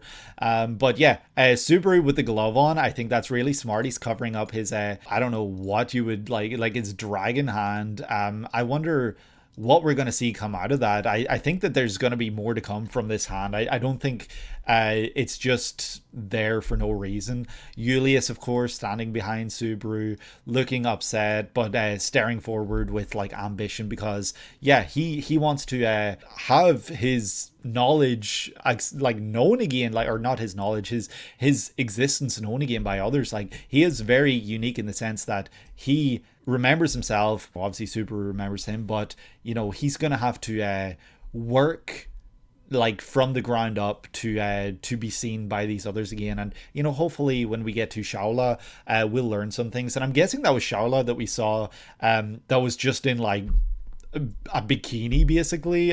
Wonder what's up with that design choice. But also I did learn from the first episode the whole deal with Anastasia and Echidna. I mean, I didn't learn the whole deal, but I learned that reveal, and I don't know the ramifications and the true extent to how that goes, and that's something that we're hopefully going to learn across the rest of the season. But yeah, we're also bringing Melee, so yeah, I think it's going to be really cool. I wonder if this is the tower, because it looks like 3 different towers. I don't really know, because Reinhard would recognize that he was not able to approach it, but this thing goes way up into the sky, so I wonder what's up with that. We get to see Echidna smile once again right after it shows the tower, perhaps the tower. I don't know if it actually is the tower. And Echidna smiling. We haven't seen this in a hot minute, and it's good to learn that she might have a role again in the series, because as much as I loved season 3, I really missed Echidna. Echidna was such a great highlight in season 2, so hopefully this is a tease to more Echidna content, because there's certainly more that we have to learn about Echidna, and more that we have to see from her. Co-best girl, I thought she was single best girl. Who's the second now? But then of course right after we see her, we see Anastasia, and this looks like it's the Anastasia because she's smiling. This crazy shot showing Beatrice reaching her arms out towards Subaru, I would imagine. Yeah, and then he's built again from nothing. Like, we see muscle, sinew, just everything. Like, this is an absolutely insane shot. Like, he is literally brought together from being destroyed. Like, his body's exploded and he's brought together by Beatrice. I don't know if this is literal or if it's metaphoric, in the sense that she is a very important figure in his life now, and what he can and can't do, and she kind of like brings out the best of him. Like, I don't know if it's kind of telling us something like that, or maybe something else, and I'm just not like necessarily grabbing at it. Is this Emilia? I think it is. Yeah, Emilia, sick as ever. I love the ice arts. It's so cool. The ice weapons. It's so badass. Julius, we got to. I'm so excited for Julius content, because he's a character I've been wanting to see so much more of for so long, and the way season 3 ended was devastating, and I think season 4 could be really, really big for Julius content, and I'm very excited for that. And then we get to see, is this Live at Kaito's or Roy? I don't even know anymore. Okay, that's Lai and that's Roy. Right after it shows Julius, of course, which is kind of devastating in its own right. And is this the other one? I can't remember the name of the other one. They said a name at the end of season 3. It's interesting that we actually get to see her. She's gonna be important. We get to see Ram fight. When was the last time we saw Ram fight? It's been a minute. The way this is framed and the lighting and everything about this, the animation looks sick. This looks so good. Of course, we see some Ram and Subaru falling down the tower. So Rui Arneb, yes, that's her name, Rui. You're right, because it sounded like Roy. Thank you for reminding me. I wonder if Rui Arneb is like an anagram. Like, let me see. Brain, brain, Euri. I don't know. Brainier? I don't know.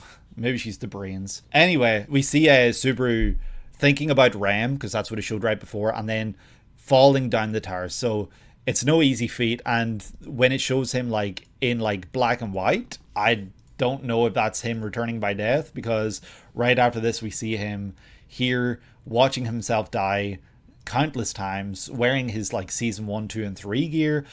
So this is like all the different deaths. Yeah, like we see him with all maybe the different deaths that we've seen across the entire series so far. I'm not sure. I think it probably is, honestly. And we see him like distraught over watching this happen. He does not want to have to die again, and he's trying to escape this fate. He's trying to get away from this, and maybe this is him trying to defy Return by Death, because as he's running forward, it goes from a white background to a red background to symbolize blood to a purple background then that he's running towards, which symbolizes Satala, perhaps. So he's trying to defy whatever fate he has ahead of him. I don't know what that light was that started to peek through. Maybe it's hope, Pandora. We get to see some more fighting, Patrash, of course, and we get to see sandworms, which is interesting. I guess it makes sense, considering when this was probably written, maybe around the time of June. I don't know, if I was to guess. And it is also in sandy areas, so how many other enemies can you do besides sandworms? It's kind of like iconic in its own right at this point. And Julius fighting them, slicing them up. They have a crazy design.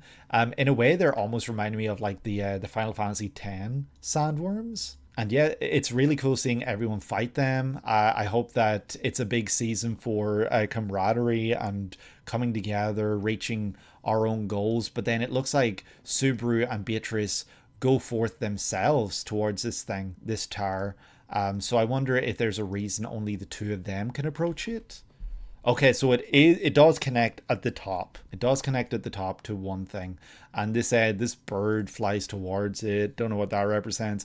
And then we get this crazy shot of who I can only presume to be Shaula, the sage. Yeah, I don't know why she's not got much clothing on, but I'm sure that's her design choice. And she looks like she's a bit of a wacky character. She looks kind of crazy. She's eccentric by the looks of things, but then it's making me wonder why, if she is bang, you're right, if she is at the top of the tower, like why she's giving Subaru such a hard time specifically if he's trying to get to her. Unless like the visuals of the tower within this are kind of just metaphoric in the sense of like, the journey to get to her in the first place is like so grueling and difficult, and the tower itself, once they get to it, they just walk up it. Maybe it's not actually that difficult, and what we're actually seeing within this opening is maybe more so about the journey to get there in the first place, and the tower is just used as a sign of that, a visual of that. She's got cool eyes. I like her eyes, like the red dots in them. I don't know what that's about. It's reminding me of like a Chainsaw Man character.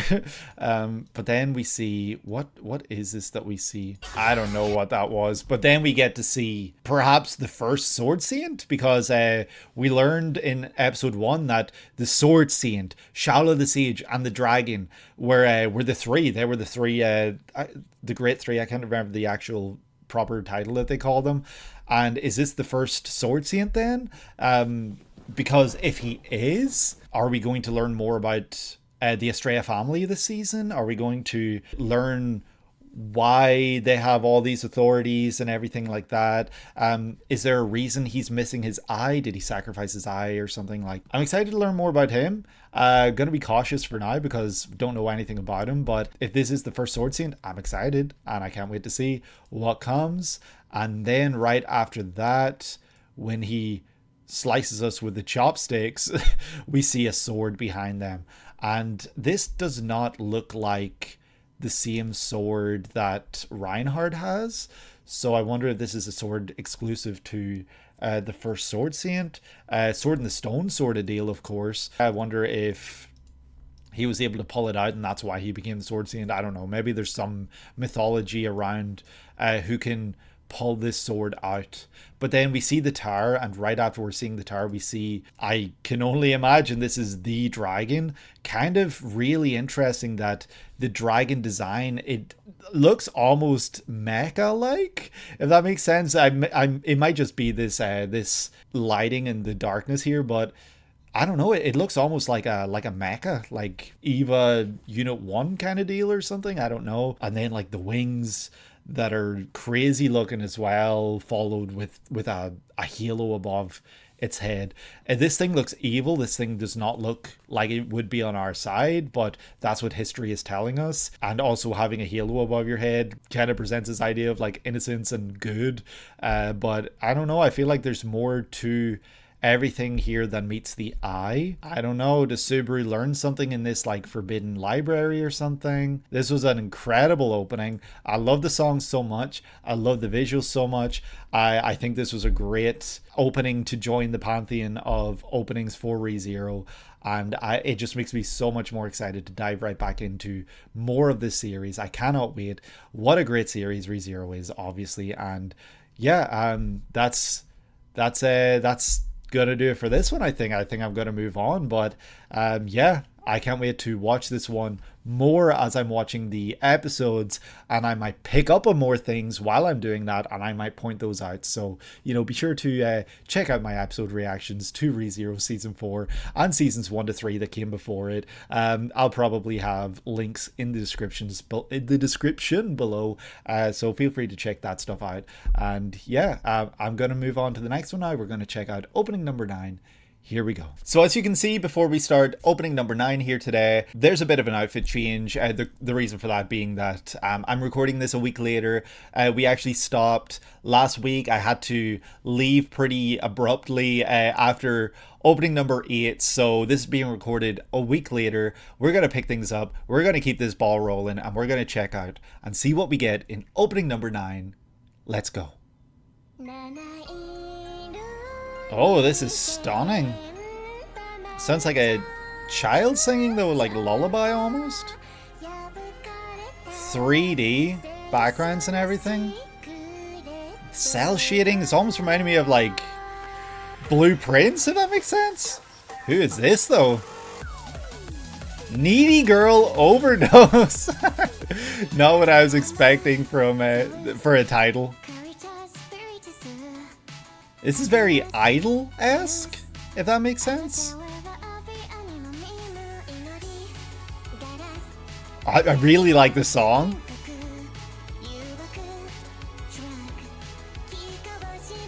Like the beat is almost like Europoppy.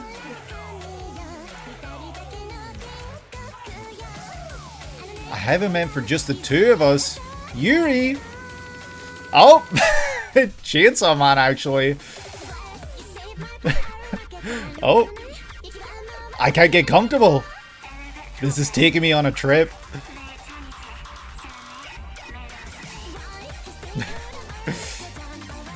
It's a really fun song. Really, really great visuals as well. Armageddon. Or Armageddon. Lobster poster just there. A critical error has occurred. Did she flip pointer finger away and it's just middle finger right there? This is literally like the poster for The Lobster right here. No, the movie Yorgos. This was a great opening to begin like today's session. This was insane. I really enjoyed both the song and the visuals. They were so perfectly paired with one another. It started off very like lullaby-esque and everything looked kind of like calm, and I don't know, I thought that we were going to get a fantasy series or something, like the way it looked and everything being set up. The initial appearance of the visuals with the shadowing and everything, I don't know, like if anyone's played Blueprints out there, I know that you have, Pinecino. Something about the thickness of the cell shading, like shadows and everything, just reminds me of that kind of aesthetic, and I absolutely adore it. It was one of my favorite games of last year, so seeing something like that in an opening really surprised me. But then it really quickly and immediately switches things up and gets intense and kind of crazy. I don't understand the title Needy Girl Overdose. Maybe she is very needy, but I thought that this was maybe an Idol series. From what I was seeing, she looks very Idol in her appearance, or maybe even VTuber kind of like, you know, look. And then, you know, I don't know if that's accurate in my assessment. I'm not sure if this is kind of like VTuber Idol related, because if it is, then maybe this is about like, you know, I would guess like the dangers of like parasocial relationships and everything, like, you know, idolizing figures online, just like this overdose, like you need it, like you need these figures in your life. And then that kind of plays into the part where we see later her vomiting into her mouth, like it's almost like she'll take whatever she can get, like she'll take whatever slop this performer is putting out there. Like, I don't know, I'm maybe really far off the mark here, but we're gonna check out what this little synopsis says. So this is Needy Girl Overdose, produced by Yostar Pictures, Ranger Reject. That kind of explains the 3D backgrounds and everything, and 3D environments and figures in the world, because we did see some of that in the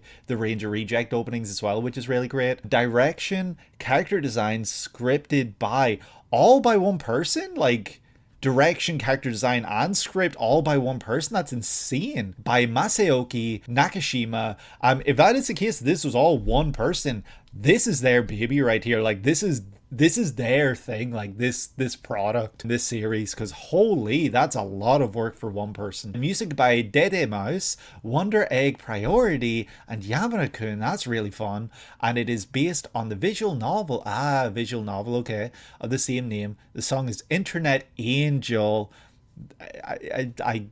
I get, maybe I was a little close in my assessment, I don't know. By OMGKawaiiAngel, as in the main character. The VA's identity was actually hidden until the final episode. Really? That's really cool. That's actually really fun. Like, is it a VA that is known? Like, you don't have to tell me who it is, but like, is it a VA that's known, and were they putting on a performance that wasn't so easy to kind of like pick out and, you know, analyze and figure out who it was? OMGKawaiiAngel, or K-Angel for short, has ascended to heights never before seen for streamers. So it is VTubing, kind of like that. That's really cool. I don't know if there's really any other popular series content out there that kind of tackles kind of like streaming like as the main aspect within it. So if this is like the first big one, that's really cool, and it's kind of breaking ground in that sense, and only continues to climb higher, determined to become the Internet Angel. So she is needy, I'm sure, in her needing to get bigger and bigger and bigger and bigger and bigger. And I wonder then, maybe instead, this kind of imagery right here, this visual of OMGKawaiiAngel right here, K-Angel, you know, vomiting down the throat of this other girl. Like, maybe it's not so much that this is Yuri, but that this is her spewing into her real self, like her actual person, like aside from the camera and everything. So it's like, to use a word that was used in the last stream, kind of like this Ouroboros like need for one another, like they're just consuming one another, like, if that makes sense. Actually, I guess there have been other series, well, not so much streaming, but, you know, I was thinking of like you know, this kind of like real person versus like their avatar online. Like, you know, you have movies like Summer Wars and Belle, but those actually are quite different, but you know, maybe worth drawing attention to in the sense of like an avatar versus, you know,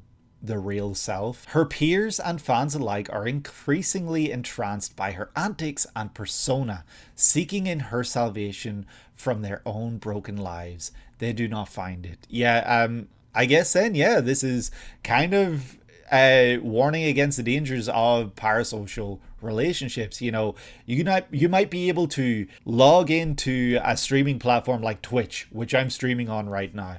You know, I'm not using myself as an example, but you know, you might be able to, you know, go into someone's channel, type in their chat, get a response, and, you know, that can kind of be the highlight of your day, week, month, whatever it happens to be. This sounds really harsh, but like, it's a very one-sided thing. They're feeding off of like the attention, I guess, is what I'm going for. Whereas, yeah, like whoever might be streaming, like this K-Angel, might just be seeing these people as pawns to get even bigger, if that makes sense. VA is known it was more to keep up the idea of the character running wild and the person behind it disappearing behind the persona. That's really cool. I love that. The original visual novel is, of course, ironically very popular among VTubers.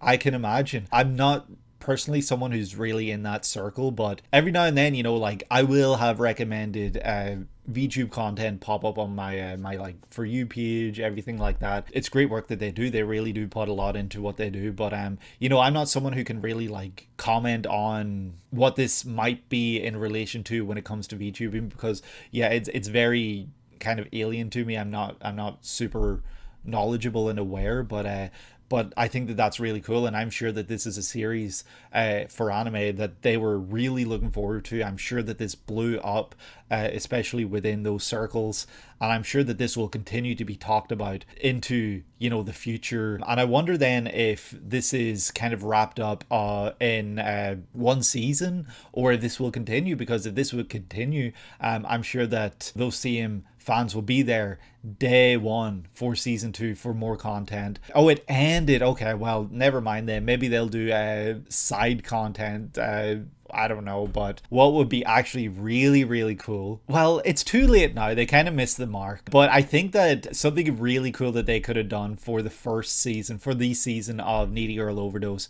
was the promotion of this being AiAngel, you know, streaming with known VTubers. Like that would have been really cool, right? That would have been such a fun way to promote this series. And I was going to say, like, you know, that would have been a really cool way to promote season 2, because it was already popular in those circles, but I guess they already missed that opportunity, unless they do like a movie or recap movie or specials. Who knows?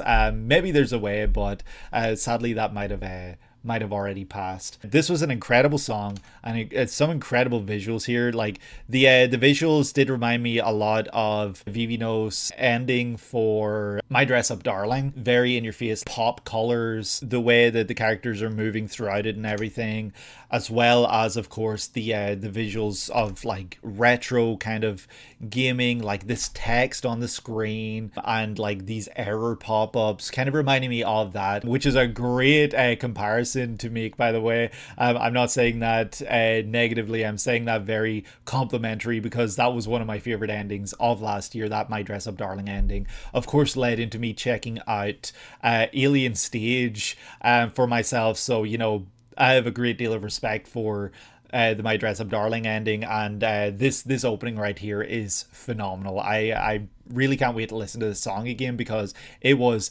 bonkers. You're not upset they just had a story to tell and did it? Yeah, no, of course. No, I agree. I love whenever a story is wrapped up in the way that the creator wanted to. That's how every story should be. But you know, I just think it would have been cool to have that real world and you know, anime character kind of crossover, blurring the lines even further. I think that would have been really cool. But yeah, we're gonna check out. We'll be getting opening number 10 here. Let's go. Damn, that was a really fun way to start today off. So yeah, let's see what we get in this next one. This has been an insanely stacked season for anime openings already, and we got so much more to go.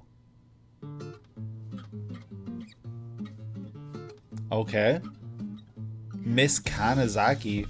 Liar Game. Ooh.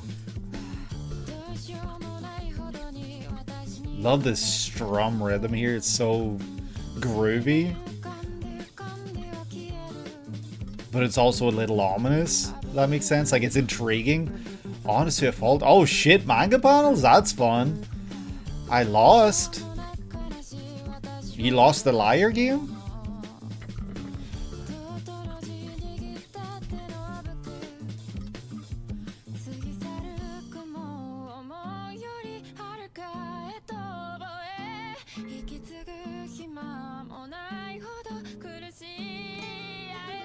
We all suffocate. These masks.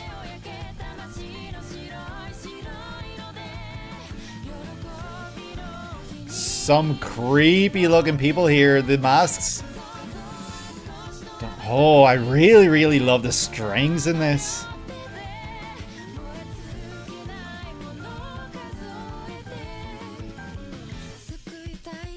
Oh, always really love it when the characters sing in the opening as well. Or it looked to be singing anyway. what is that all about? So this looks to be, and this is like, unfortunately, this is a movie I haven't seen. So like the comparison is very surface level from me. I'm just comparing based off of like vibes, but it's giving me like Eyes Wide Shut kind of vibes with the masks. I don't know if they're invited, but like, you know, these like it almost looks cult-like. It almost looks like there's this kind of like mystery or something. It's also kind of then reminding me, strangely enough, like it's, well, not reminding me, but it made me think of right this shot right here with the masks. It made me think of a very key and vital fight in Final Fantasy XIV Shadowbringers, which I will not spoil. It would be crazy to spoil. Just remind me of that. Also, you know, remind me of like Game of Thrones, something like that. But the fact that like so many of these masks are the same, but like some are different, make me think that, you know, there's kind of tiers within this. Like I don't know what this is about at all. I never got a sense for this. It looks to be that they're invited to some sort of banquet and then something goes wrong. One does bring shadow. It looks like they're invited to like this big banquet, and then almost like this kind of like Knives Out kind of mystery kind of maybe plays out, or I guess Glass Onion would be the better comparison for that. I guess it's also maybe make me think of Kaiji, because maybe she's there for reasons that are kind of like out of her control and she has to play their games, kind of like this Liar game. I don't know. Anyway, this is Liar Game, produced by Madhouse. Cool. I feel like it's been a little bit since we heard Madhouse, unless I'm crazy. Probably not, actually. I feel like we actually hear Madhouse quite a bit. Actually, I'm full of shit.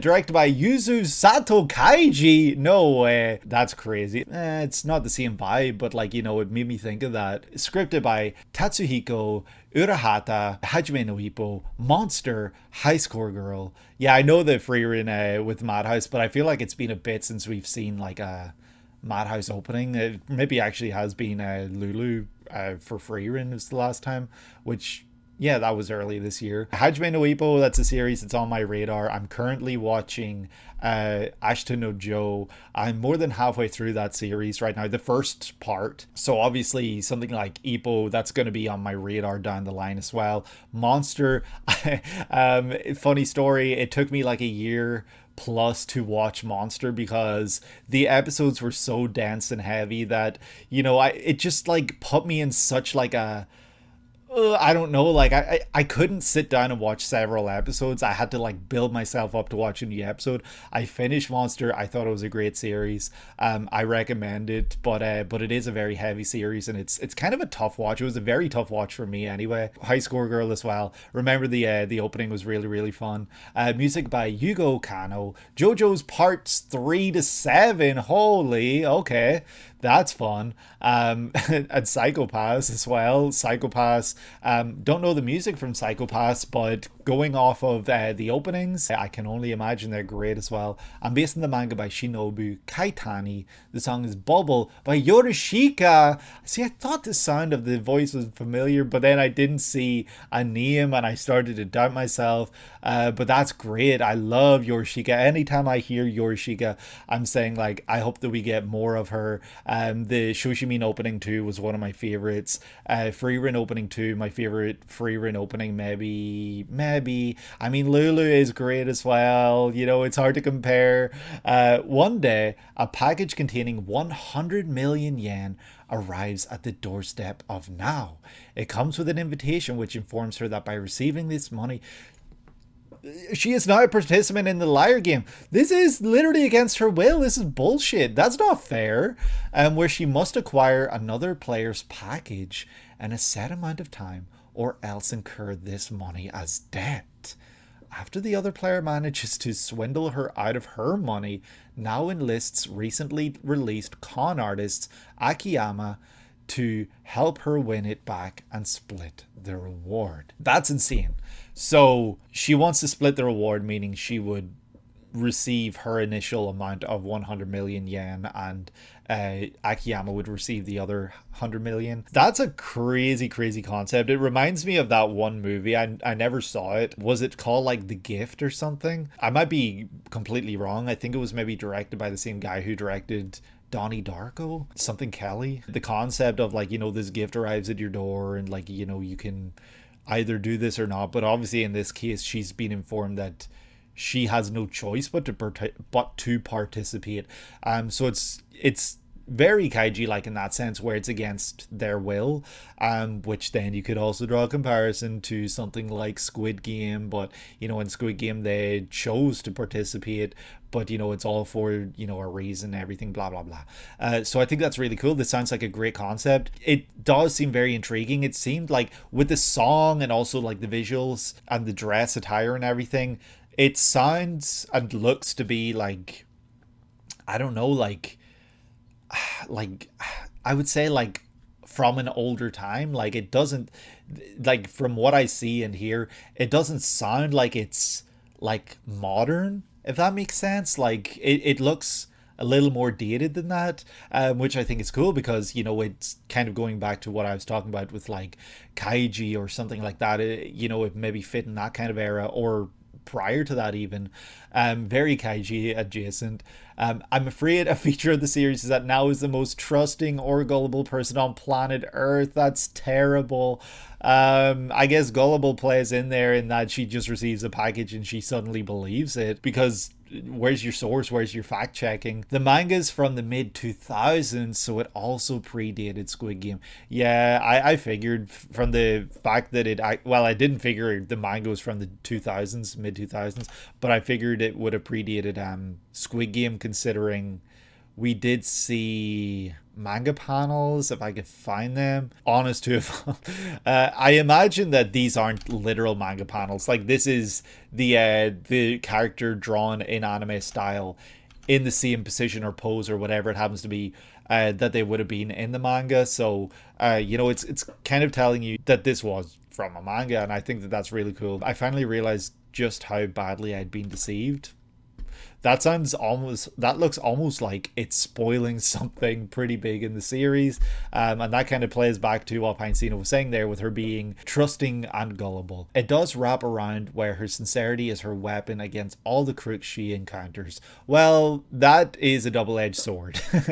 It could both be a positive and a negative.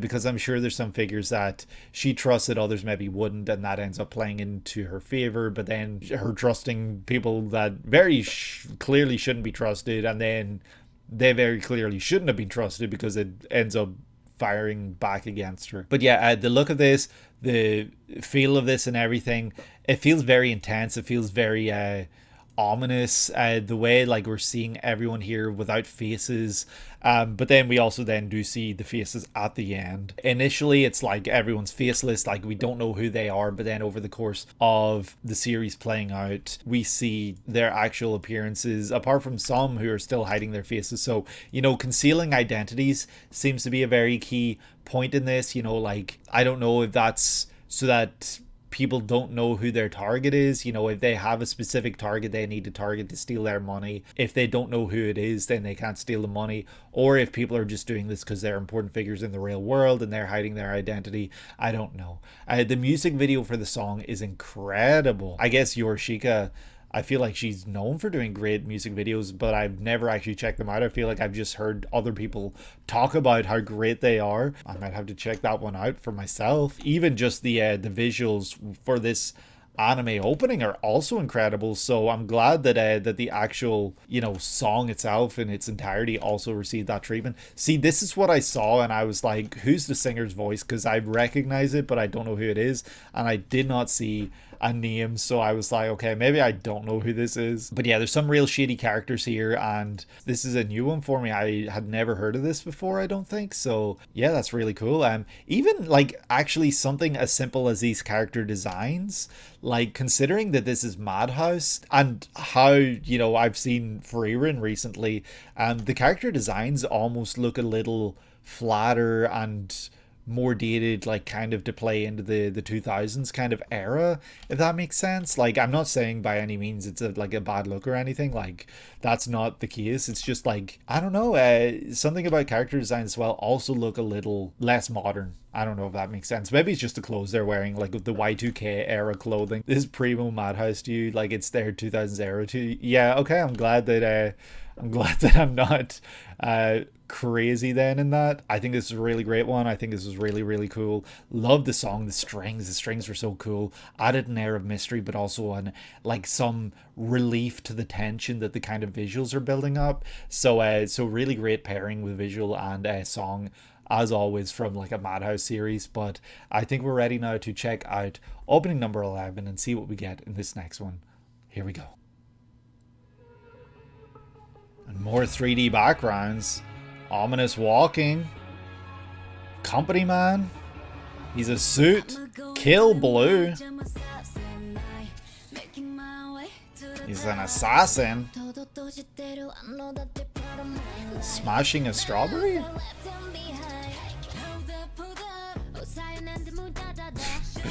This is really... This is a good opening.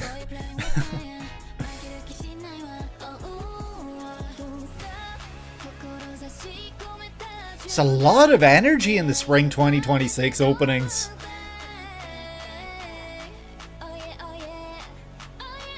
Was that a fake out?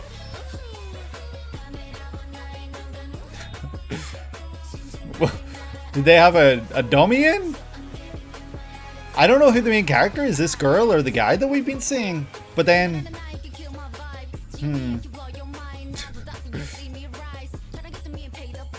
This is like very mysterious. Like, is this a suspense? Mystery? Oh shit. Odyssey? Really, really love the lighting that they've used here. Oh no, is he just a writer? Is he not even part of this world? Is he part of this world and this is his alter ego? I don't know. But yeah, this was a really, really interesting one because it starts off like, all right, here's my theory then as to what this series is. This is a series where this is a guy who's like a manga creator perhaps, and this is his work of art. This guy is his main character. But then maybe the idea of this series is that he starts to... I don't know if it's see himself as the main character or he starts to write the main character as himself, something like that, and it affects the relationships that he has in his life. I say that because there was a scene right here where it shows the two characters kind of like as one, and then after a while we don't even see that, like from that point on that I was just talking about, we don't even see this character that we saw at the beginning again. It's just like this other guy that we see at the end, and I was questioning, like, I don't know if this guy's the main character or the girl that we see a bunch. Maybe it's kind of like main character and like main co-character.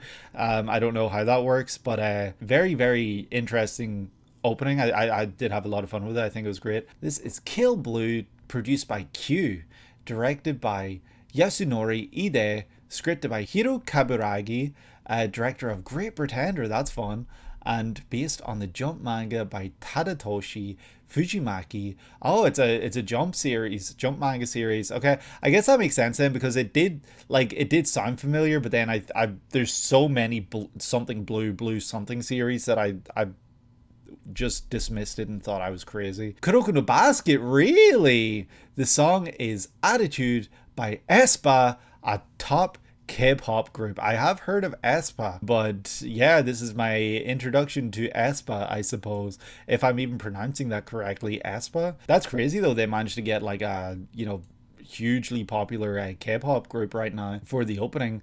Legendary hitman Juzo Ogami is wrapping up yet another job when a sting from a strange wasp causes him to collapse. Juzo eventually wakes up and finds he's been transformed back into his 13-year-old self. Never one to miss an opportunity, his boss gives Juzo the job of scoping out a middle school his daughter is set to attend for any threats. Juzo subsequently discovers that one of his newfound classmates is the heir to a pharma empire that might be linked to his current predicament. It ran for a while and got cancelled before the anime aired. Oh no. That's pretty grim. I hope that they were like the creator was able to wrap it up in a way that they were happy with. So a couple of things. The plot for this series, I guess I was really far off the mark here, but them being the same character, I guess it's the closest I was. He's turned into his 13-year-old self, but it's not like he's transported back in time to when he was 13. He just is 13 again, and his boss doesn't think anything of it. He's just like, oh, here's a job for you. That's interesting. I wonder how that plays out. Like that would have to be comical. Like that would have to be kind of like played for comedy, played for laughs, because otherwise, like, if you're trying to play it straight, which this opening did make me think it was trying to play things straight.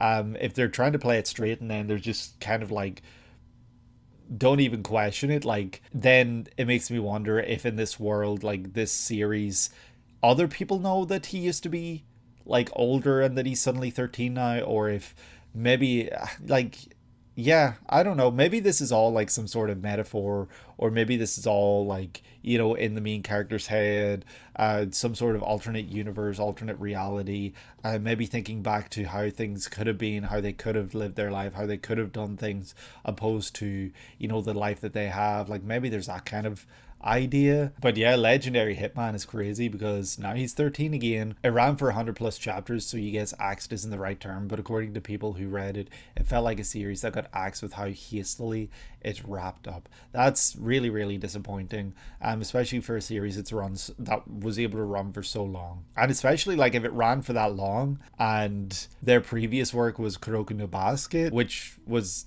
a hugely popular series from my understanding. It feels almost like a slap in the face of someone that was seemingly dependable when it came to creating series. But then again, maybe this just wasn't being read. Maybe people weren't crazy about it. Maybe the premise wasn't something people really cared much for. Like, I'm sure there was a reason it ended if it was earlier than anticipated. The first person he sees when waking up, his ex-wife, who works at the same organization, and she kind of has the attitude of you'll get better. Really? So he wakes up and his wife is like, it's okay, so that kind of like answers my question then of like, do other people remember what he used to be like? So he's just kind of treated as the same person he was, but he's 13. That's really interesting. Yeah, being 13, that's very formative years for, people. So, considering the fact that he has been formed already, he's a person, like he's a whole person, he's lived a whole life, and now suddenly he's very young looking again. Makes it an interesting premise, and I wonder if, the whole school thing, like they kind of play into that a lot, like, I'm sure he spends a lot of time in this school. I hope that there's not some weird romance angle with like another 13-year-old, because that could be kind of icky. The whole idea of like the daughter of someone being big pharma who might be the key to his predicament, that could be really, really cool and interesting. It's reminding me of like 21 Jump Street or something like that. They have to play things as completely different, like they have to become someone else that they're not. Kindergarten Cop kind of thing. This main character here, he's having to go to school and he's having to do things all over again. Anyone reading it at the time kind of interpreted it as the author doing, what if Sakudays had school hijinks very blatantly? Okay, well, I mean, it could be a very fun series, but did people enjoy the anime at least? Did people enjoy the manga? I would hope so, and considering the fact that this was picked up for an anime series, I would hope that it was popular. I don't know if I have really much more to say. The song was really fun. The visuals were kind of crazy. A lot of wacky characters. Like, yeah, this is watching this, I was like, oh, that looks like Momo from Dan to Dan, but then suddenly he's got I don't know, they've got a dummy in their mouth, a pacifier. So what's that about? But yeah, the character designs look incredible. I love the eyes here and everything. Like, reminded me almost of like Oshinoko or something like that, My Dress Up Darling. There's a lot of emphasis on character eyes, which is great. I love character eyes when they're done in this much detail. They're a real like window into the soul of a person, but then you do also get like kind of ominous imagery here, like this one, where it's got this character who's locked in, like they're in like a box, but the crazy thing about this box is that the handles are on the inside, so in a way they're responsible for putting themselves in this box, is kind of like what it's telling me, or that she will be the one responsible for getting herself out of this box. Like if this is the girl who is the daughter of Big Pharma. Is it a chest of drawers? Oh, maybe you're right. Yeah, the perspective was really throwing me, actually. I don't know why. I thought this was like a box right here, and that this was the door that kind of like hinged close, you know, if that makes sense. The perspective of this shot was really throwing me. Like I didn't realize this right here was like the top of the chest. Yeah, forgive me. But yeah, I don't know. It's making me also think of the Binding of Isaac, you know, for the whole chest of drawers, like chest thing. Great opening, really great visuals, really great coloring, and really fun opening. And yeah, I think I'm ready to move on to the next one. This was really cool. So let's see what we get in opening number 12. Here we go. Classroom of the Elite. I did not realize this was back. What? Monster?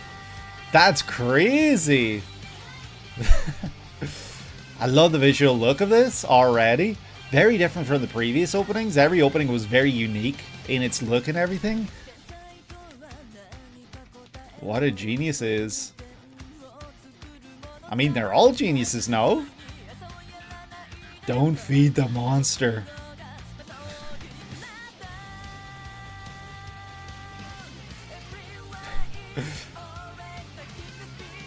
Character designs are so cool as well. See the future? Because they're so smart, they're predicting. The monster hiding.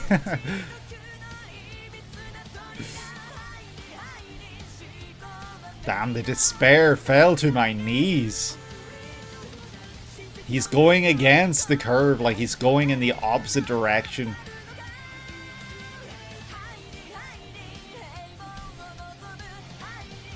Hiding. Outcast monster. Who is the true outcast monster here? Is it our MC? That's certainly what it leads you to believe. This was a huge surprise. I did not know that Classroom of the Elite was back for a new season, so this is really great to see it back. It's been a long time. I did check out the other openings in videos of their own, so you know, seeing it back again, that's so cool.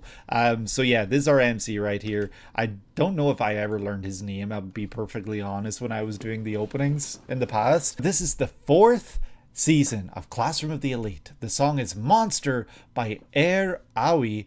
You're way more acquainted with the series than you, so you could. I cannot tell you what's going on. That's the thing. I was just in pure theory territory when I was doing Classroom of the Elite opening ending reactions and everything like that. So this is all very new to me as well. But what I did learn is that I was really far off the mark with my theories, and that this is actually a series kind of about, forgive me if I'm wrong, but to paraphrase, I guess, it's about like the school of characters who are super smart, this super like intelligent school, but like, you know, these characters also have super high like IQs and everything, and they kind of battle with one another in like not a literal sense, but like, you know, battle of IQs kind of thing. And that this MC right here, like very popular character, I learned, and that he is kind of like the king of both being like really smart, but also I feel like he's kind of like cunning as well. Like, I don't know, there was a lot of imagery with masks in the previous openings. Here we don't see masks so much, but scratched out faces, Sigma edits. All you know is you can never take that MC seriously. What? I really like his design. I don't know what you're talking about. I've never seen clips of him besides like openings and everything, so I don't really know. But yeah, he looks to be someone that kind of just drifts through life aimlessly, kind of like what this is talking about. Though thoughts are a maze, mysteries drifting through. This could be describing our main character right here, but we do see several shots of characters walking in one direction, looking in one direction. One day, what? And then him going in the completely opposite way. So he's someone who goes against the curve. I don't know if that's in relation to what we're seeing here. Will you be the hunted or the hunter? And then with the lyrics being about, the monster, the whole idea of a monster, like being the monster and having to hide and shove down the monster or whatever. It's really, really funny considering the fact that like this is a high school like drama series, because nobody's getting killed, nobody's killing, nobody's murdering out here.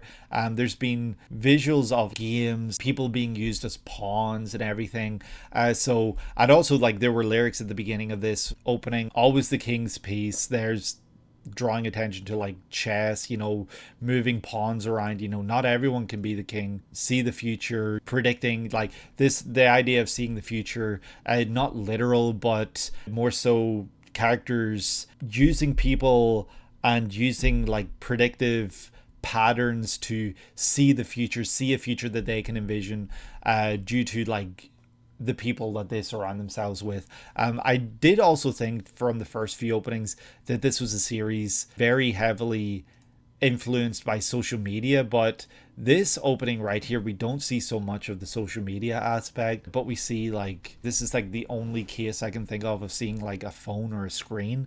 And it seems to be that these characters are ranked based on different criteria, I would guess. And he seems to have a very low ranking of only C, but I would have thought that his would have been much higher.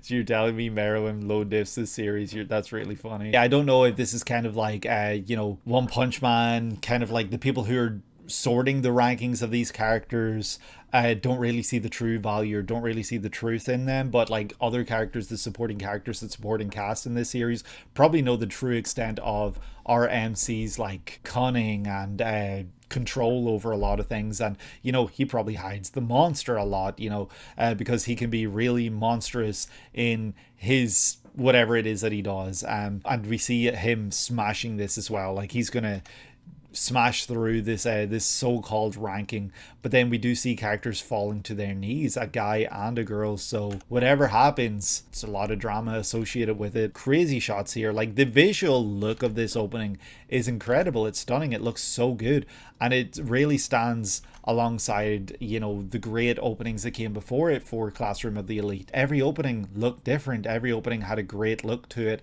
and this one also does a similar job in looking this way. Like, is there like a known animator or director like associated with this opening? Because the art direction in this opening is really, really cool. I like it a lot. It's reminding me of something else that is not coming to mind. The kind of like textured look to this, like it's almost like spray painty or something in the outer edges of like hair and or something. Like I don't know if that's making sense, but it's also really reminding me of something else, like these flat colors, and I can't quite put my finger on what it is that it's reminding me of, which is unfortunate.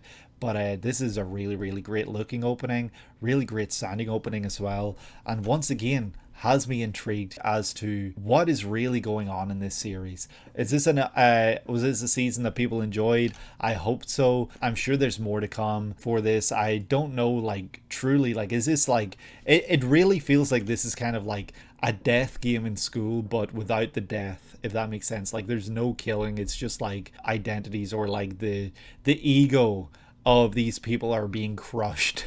Really, really intriguing series. Classroom of the Elite. I believe it was a light novel series as opposed to like a manga. So if I know anything about light novel series, I know that there's probably another like 10 anime seasons to come for it, because light novel series, those things are long. I hope people enjoyed the season. I hope people are anticipating more to come from Classroom of the Elite. Yeah, this is a really, really great opening once again. Monster by Air Aoi. I hope we hear more of Air Aoi again in the future because this was sick. I really, really love the heaviness of this. The whole idea of Monster. You're seeing the infamous Artist Unknown did the animation. Damn! That Artist Unknown is really, really killing it these days. But yeah, I think I might be ready to check out the next one. Classroom of the Elite. Give me more. So yeah, let's see what we get in opening number 13. Here we go. Yomi no Tsugai.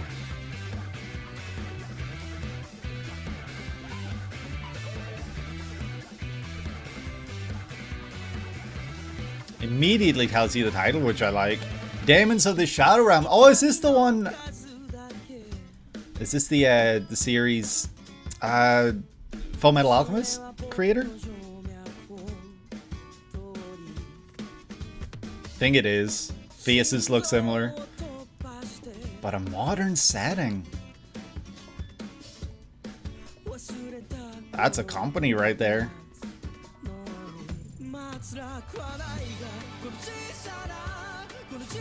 Is this Vaundy?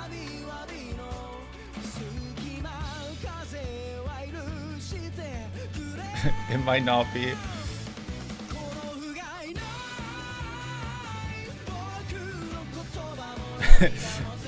The classic anime trope of characters fighting the sky. Love it.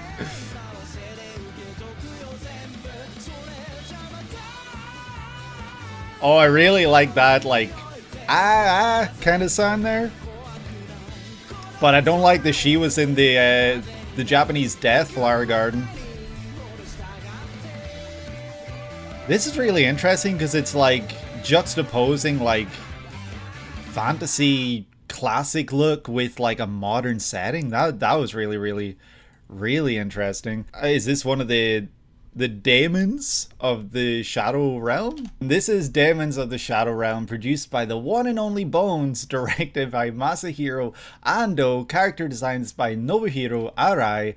Bungo Stray Dogs, that's a series I've heard of, but I've not seen anything about. Scripted by Noboru Takagi, Kuroko no Basket, and Golden Kamuy. Both series we've actually talked about in this video. You know, I talked about Golden Kamuy with which series was it? It was the was it like Ippon San, some, I think it was anyway, that I talked about Golden Kamuy. And then Kuroko no Basket, of course, we talked about with Kill Blue. So that's really, really cool. Two links within this video alone, like this season of anime. Music by Kenichiro Suihiro, ReZero Fire Force Golden Kamuy. Holy, that's a stack right there. And based on the manga by Hiromu Arakawa, Full Metal Alchemist. And the song is Time to Fly by Vaundy. It was Vaundy. I should learn to trust myself more with my recognition of voices. But yeah, no, this I recognized the name, I guess. I didn't know Yomi no Tsugai. I think that's what it was, the Japanese title, but the title Demons of the Shadow Realm I had heard of. I wasn't super familiar, but I knew that was created by the same creator of Full Metal Alchemist. So I think that is really, really cool. And the fact that this is Bones right here, that is sick. I love that this is Bones. You must note, since some commenters might point it out, that the full version of this song has a very direct reference to, again, the first opening of Full Metal Alchemist Brotherhood. Vaundy seems to be quite excited about this opportunity. I love that so much. Vaundy's one of us. Like, that's why I love Vaundy, because he's an incredible singer. Every opening that he has done that I have heard, I have loved, apart from maybe one, but we're not going to get into that. He is one of us, because anytime I see him pop up in Twitter, for example, he's responding to like a manga creator's post or something, and like he's a nerd, like he's one of us. He's a huge, genuine fan of series that you and I both love as well. And I think it's so cool that he is like someone then that is part of the series as well, because he's a huge fan and he is going out there and producing an opening that truly fits the vibe, the feel, the sound, everything of said series, because he himself is a fan, and so he is able to go out there and do his best work for this series because he knows the series inside and out, as well as some of the biggest fans of the series. So I think that that's so cool. And I cannot wait for the Vaundy Kagurabachi opening. It's going to be sick.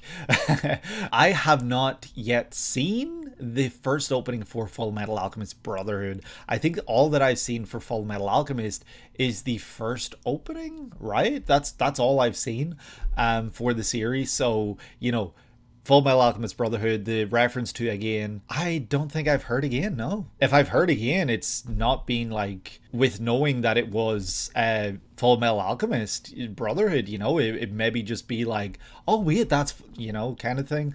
Like, I don't know it by name anyway. I don't know it. So yeah, it's a huge blind spot for me. Full Metal Alchemist, I don't really know much about it. Like, even when we checked out that first opening, I was given no information and I was just going off of vibes and like what I thought. So yeah, Hiromu Arakawa, like, I know Full Metal Alchemist is a hugely popular series, one of the most popular series out there, full stop, period, within this medium, Brotherhood especially. So it's something that I have been wanting to check out. Sorry, I know that this is a different series, but I will just wrap up the talk on Full Metal Alchemist in a minute.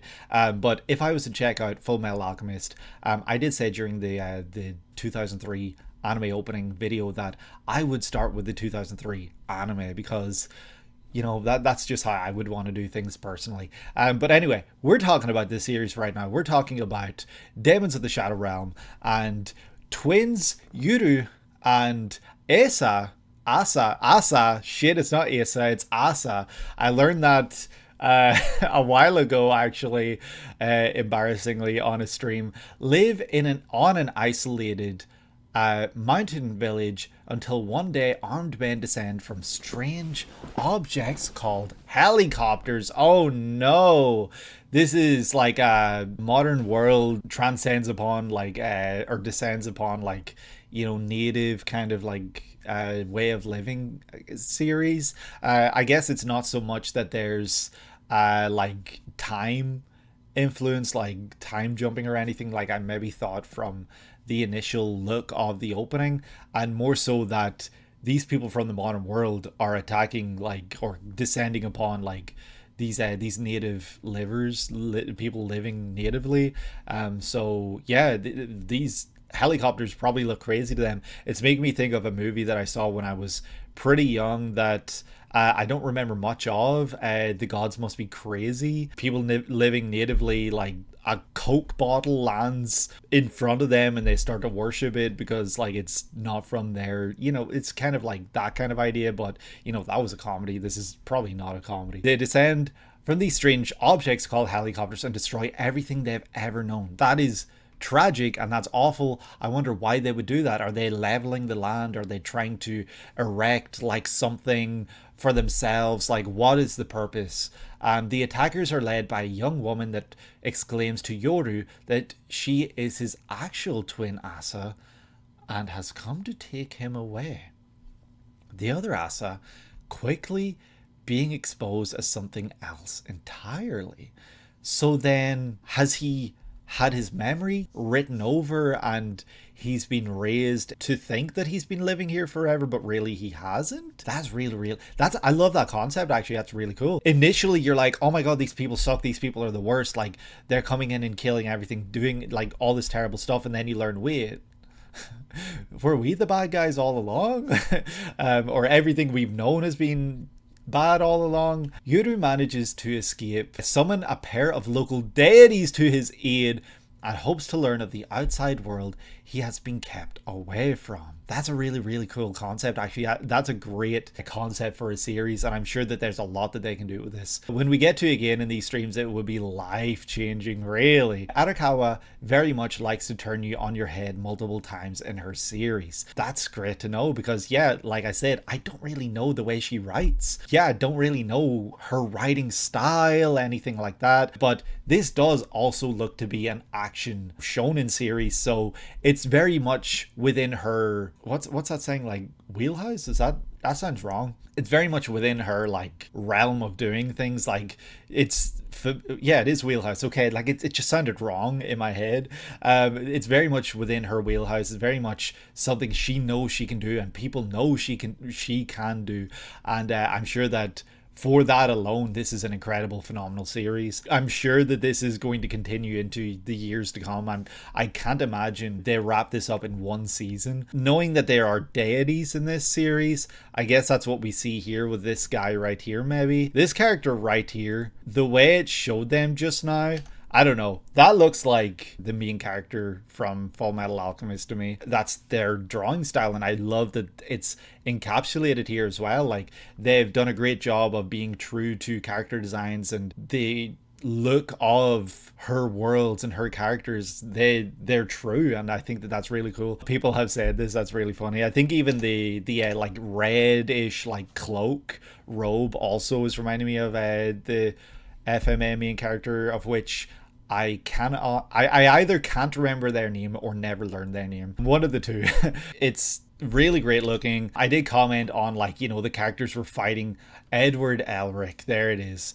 That's ringing a bell for me. The characters were fighting the sky, fighting the blue sky. You know, I've seen, like, you know, people joke about that, like, you know, anime opening tropes in the past. You know, to name one that I can think of, the alien Alien and Chimera Antarc. Jeez, if I could spit it out properly. The Chimera Antarc opening, I think there's a part where they're all like jumping and fighting the sky and stuff. Bones Mead fighting the blue sky, so it's in their blood. Okay, there you go. So I just think it's really funny to see this here, but also like having a Vaundy track playing in the background is so good. I love what he did here, and the way he like rippled his voice, I don't know, just so good. Like, one of the FMAO3 openings is the progenitor of it. Really, that's great to learn. You know, this is just the Bones way of doing things, and I love seeing like these like otherworldly figures. Like, they're drawn in a way that is not similar to what we see here. Like, it's reminding me, like, to make a brief comparison, but like not drawn in the same way, but it's almost like, you know, when we see Curses in JJK, where they've got this like waxy texture over them that makes them look different from everything else that we see. Anytime we see something like that, when we see other things like that, they do look out of place for this series, which I think is great, because like, if they are these deities, or if they are like summoned or something like that, you know, defining that they're different is, you know, important, and I think that that's really cool. The characters look great, the animals look great, the song was incredible, and yeah, this gave me just enough while also not giving me much by way of learning what this is about. But yeah, I would imagine that this is Asa. She's prominent in it, and she's standing in this field of death flowers, which is not good, but maybe this is, you know, metaphor for how she died in the MC's mind, kind of, Yuru, because he was taken away or something. Like, yeah, I don't really know where I'm going with that. It's a 24 episode series at the moment, but has the pacing of a 52 episode series. Oh shit. Which is kind of ironic, since the original series, which was much snappier compared to contemporaries, which made it stand out. So modern series got influenced by FMA's faster pace, but its author has now reverted to more classic pacing. That's really, really interesting. I'm sure that this is incredible work. I'm sure that this has a lot to come. You said it's a 24 episode series at the moment, so that would imply that there's maybe a season 2 to come, perhaps. I hope then it's not too slow for people, but then again, you know, who doesn't love a good slow burn? Like, Monster was mentioned earlier. Monster is very slow. A good slow burn, a good slow series, that's not a bad thing. That's a great thing, because it allows you to marinate in the world, marinate with these characters, and, you know, spend time with them and learn and, you know, grow with them. So yeah, I think that's a great thing, and I love that she's actually switched up her style of writing, you know, for this, because I'm sure that it's noticeably different then from what will obviously be compared to as her magnum opus masterpiece, that is Fullmetal Alchemist. Yeah, I think I might be ready to move on to the next one. This was an incredible opening. We're going to check out what we get in number 14 now. A rocket in the sky. Okay. S-T-O-N. Dr. Stone? Damn. I forgot Dr. Stone came back. And didn't it finish? E equals MC squared, of course.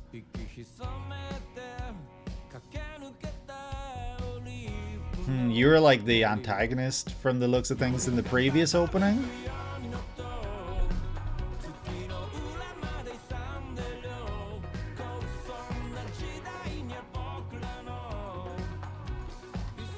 All these like the beautiful sky backgrounds there.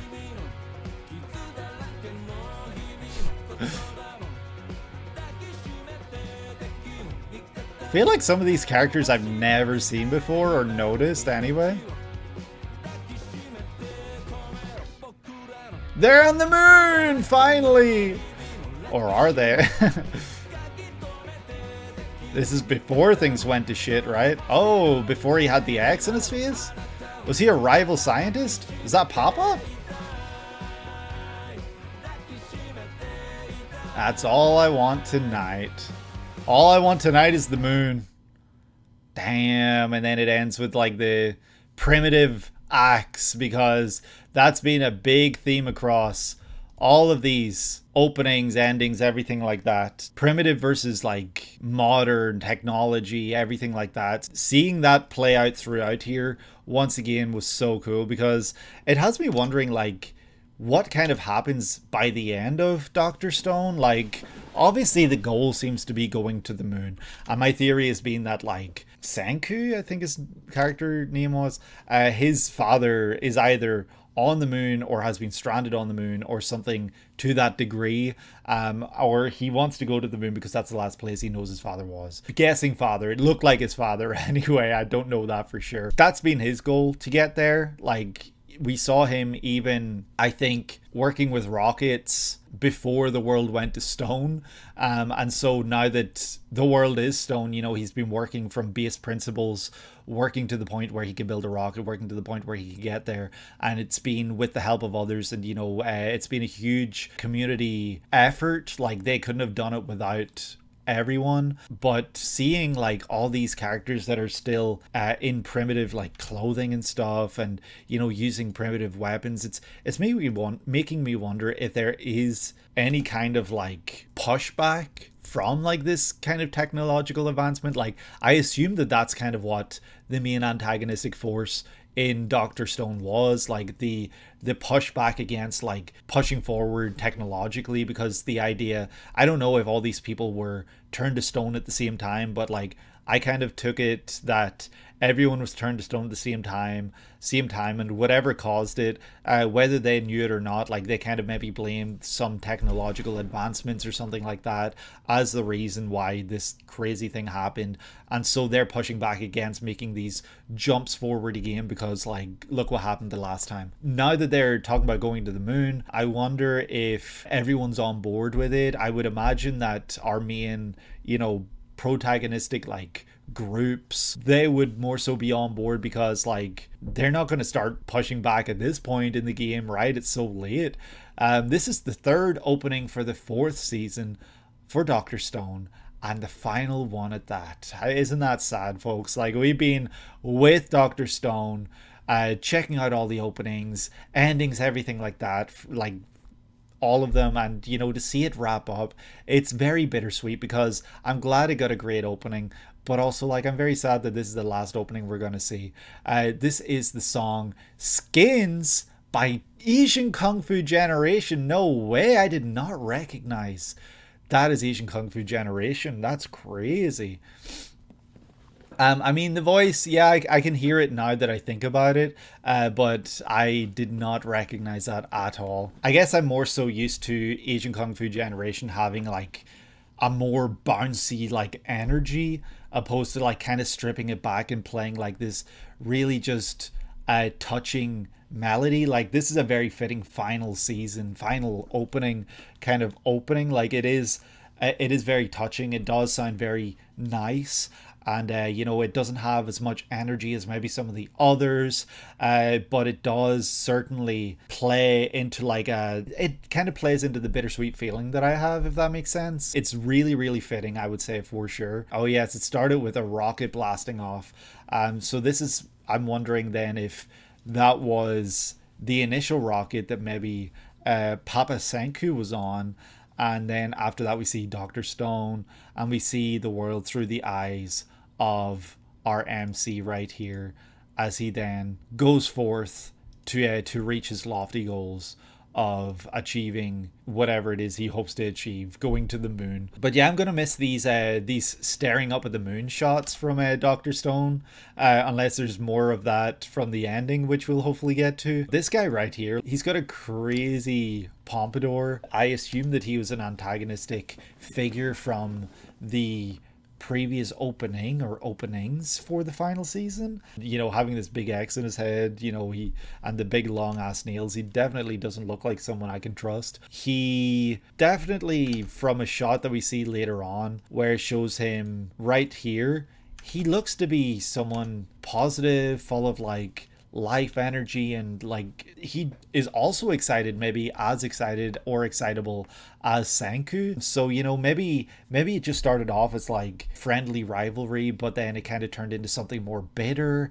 I'm not sure. Maybe he's not actually antagonistic at all. Maybe he just wants to be the one to get to the moon first. Like maybe that's it. Maybe it's just like a friendly kind of like rivalry to be the first to get to the moon. Like that's kind of like what I'm thinking now, because from these shots alone, he doesn't look like a bad guy. The anime started a season after Demon Slayer's anime, but ended years before the Demon Slayer adaptation will wrap. That's crazy right there, because there's been a lot of Dr. Stone, like 4 seasons, and the 4th season, several of the seasons actually split into more than one part, from my understanding. Even though the Dr. Stone manga ended 2 years after Demon Slayers, this is all too much. It just goes to show that the team working on Dr. Stone had so much love and passion for it that they couldn't help but keep working on it, keep chugging. I think that's great.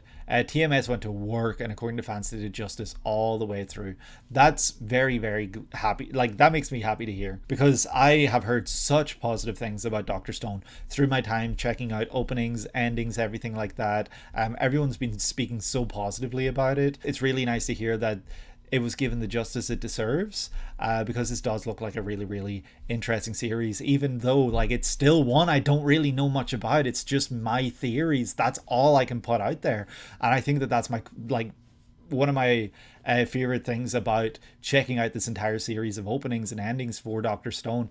It's that everyone's been great at not giving me any information, so it's allowing me to, you know, kind of come up with my own ideas, which, you know, that makes my time with the series all the more special, albeit just from the perspective of watching openings and endings. As we have seen so many times in Dr. Stone, the skyboxes, everything like that, the skies are beautiful, they're stunning, the use of lighting is incredible, and you know, I think even something as simple as the way these two characters are looking out, you know, we have Sanku looking out towards the left, which can be looking towards the future, I guess, and then, or the past, you know, depends on which way you look at it. And then we have this guy looking the opposite direction, so very clearly opposite in the way that they look out, their outlook in life. Perhaps Sanku has like this really beautiful twilighty kind of like lighting in the sky. It's light turning into dark, like, you know, kind of maybe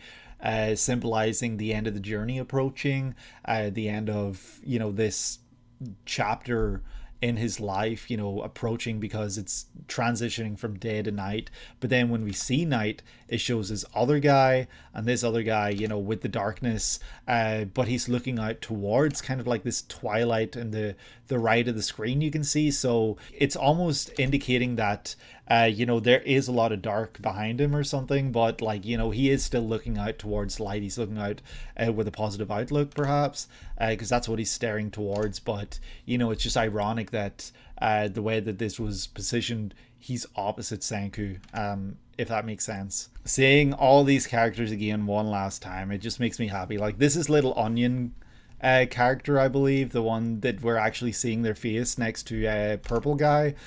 Purple Guy, that's crazy. It's nice to see him as well, though. Like, I feel like he had such a small role in this opening compared to in every other opening in the past. So he was a character that it was nice to see him show up, because he always had, like, I feel like a prominent role within the openings, and this time it felt like he didn't really. So I hope that it's not that he didn't get like a wrap up, you know, that was like rewarding for his character. Like, maybe it's just that he already got to his conclusion. Like he already got to his big moment, whatever he was working towards. Like he already had that. So the rest of this season is kind of about the others, because yeah, he kind of only shows up for like 5 seconds in this little section here we see like the primitive crew. Like this is what I assume to be the primitive crew anyway. Like the guy on the right there, I said it pretty much every opening, he looked like he was kind of like an antagonistic character in the first maybe 2 openings, and then anytime since then we never really see him crossing paths with like Sangoku. He's just kind of with his own crew, so he seems to be someone who's happy living his life away, like living his life his way with his crew of characters and everything. So it's nice to see these characters once again and being presented in a way that feels faithful to the way that we've seen them in the past. And this crew right here as well, like we've seen these characters before, like the one in the back there with the big spear. I feel like we used to see someone else with a spear. Did something happen to them? Because I think we saw like 2 characters back to back at one point in an opening. The guy in the middle here, isn't this the guy that was like very prominently with Sangoku for? Actually, I don't think you can see it, but right there, I know you can't see my finger, but I feel like we saw him very prominently with Sangoku in some of the early openings. So seeing him like with a different crew here is it's peculiar, it's interesting, but I'm sure they have their reasons. Headed for the moon's dark side up above. Look at that. The opening lyrics are literally telling us, if we make it, will we be free to love? Yeah, this idea of going to the moon is maybe seen as like liberating from the life that they have been living with all the stone. Whatever it is up there, it might be the answer. Oh wait, no, this is the guy, okay, on the far left here. So maybe that wasn't him that we saw earlier, and I was just full of shit. This was a really great, incredible opening here. I love seeing everyone here. Everyone just looks so positive, happy. There's so much positivity within this. This shot right here is reminding me of something, and it's not coming to mind. Just like floating, like kneeling, like what's that?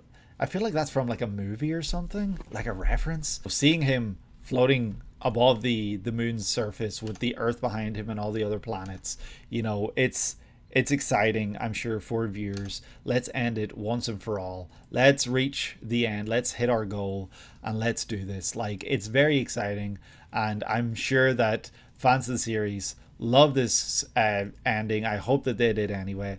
And the final shot being this primitive looking axe right here.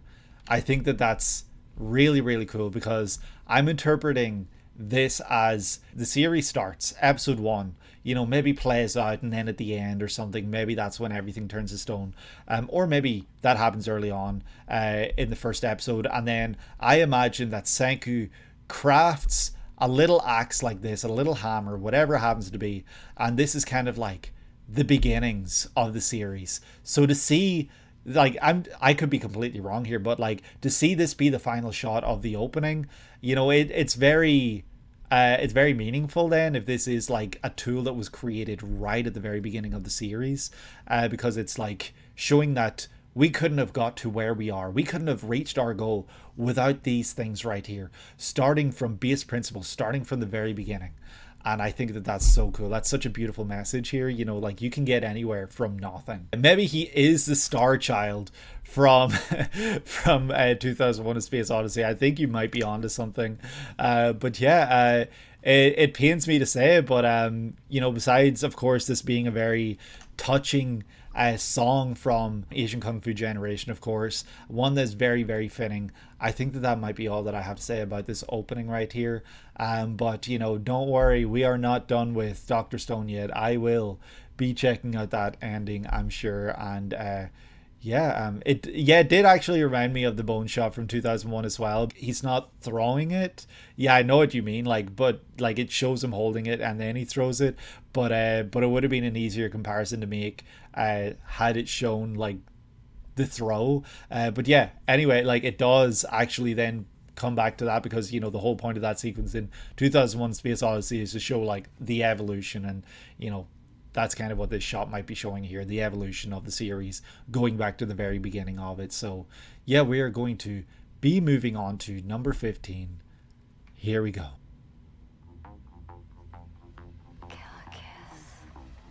Kill Kiss? Marriage Toxin?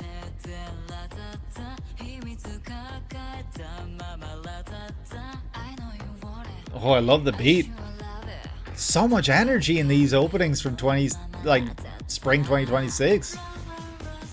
Run, run, run. Crossing paths. Mind games.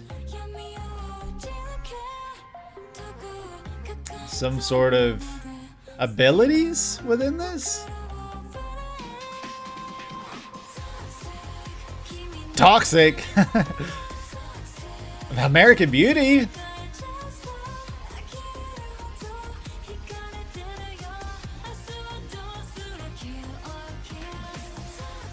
Drive.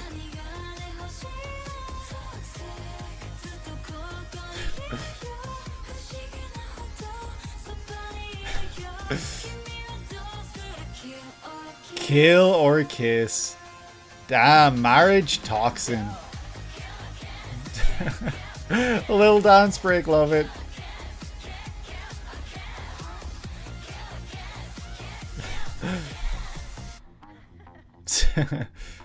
That was fun.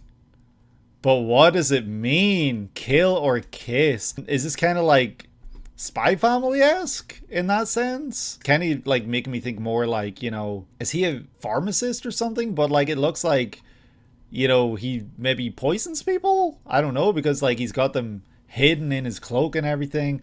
And then this girl, I don't know if we really see her do anything crazy. I feel like she's just kind of, yeah, I don't really know. But damn, look at that scene from Drive right there. That's crazy. This is Marriage Toxin, produced by Bones, doing another one this season. That's crazy. Directed by Motonobu Hori, Carolyn Tuesday, and Metallic Rouge, of course. Character designs by Kohei Tokuka, Fragrant Flower Blooms of Dignity, scripted by Kimiko Ueno, Donjimeshi Shinrama, and Sanda, music by Taisei Iwasaki, Metallic Rouge, and the upcoming Ghost in the Shell reboot. I'm sure when you wrote this, it was upcoming, but now it is here. And that's a hugely stacked list, like all these series you're listing, like Carolyn Tuesday, Metallic Rouge, Donjimeshi, Fragrant Flower Blooms of Dignity, Rama, Sanda, like these are all series that we've checked out in one aspect or another in the channel, and I have fond memories of with them. So like that's so cool seeing all these people coming back that have worked on these series, and I'm sure they do a great job on this series like they did with that. And Yuma Yamaguchi also working on the music, who did work on Link Click and DDDDDD. Link Click we have not seen anything for, right? And based on the Jump Plus manga by Mizuki Yoda and Jomyaku, the song is Killer Kiss by Yurina Hirate. I do recognize the volume cover for this, I think, or maybe not the volume cover so much, but like I've seen this pop up on my like Jump app or like a Manga Plus app and everything like that. So I'm aware that this is a series that exists, but I don't really know anything about it. But it does look like there's a lot of killing that goes on in this, but there's also a romance angle, a romance aspect. Hikaru Gero is the heir apparent to a bloodline of poison assassins. Okay, I did get that part right at least, because it did kind of look that way. His years of training and work as the poison master has, however, left him quite removed from regular relationships and the prospect of continuing the family tradition through marriage. Upon the family's insistence that his sister must be forced into marriage in his place,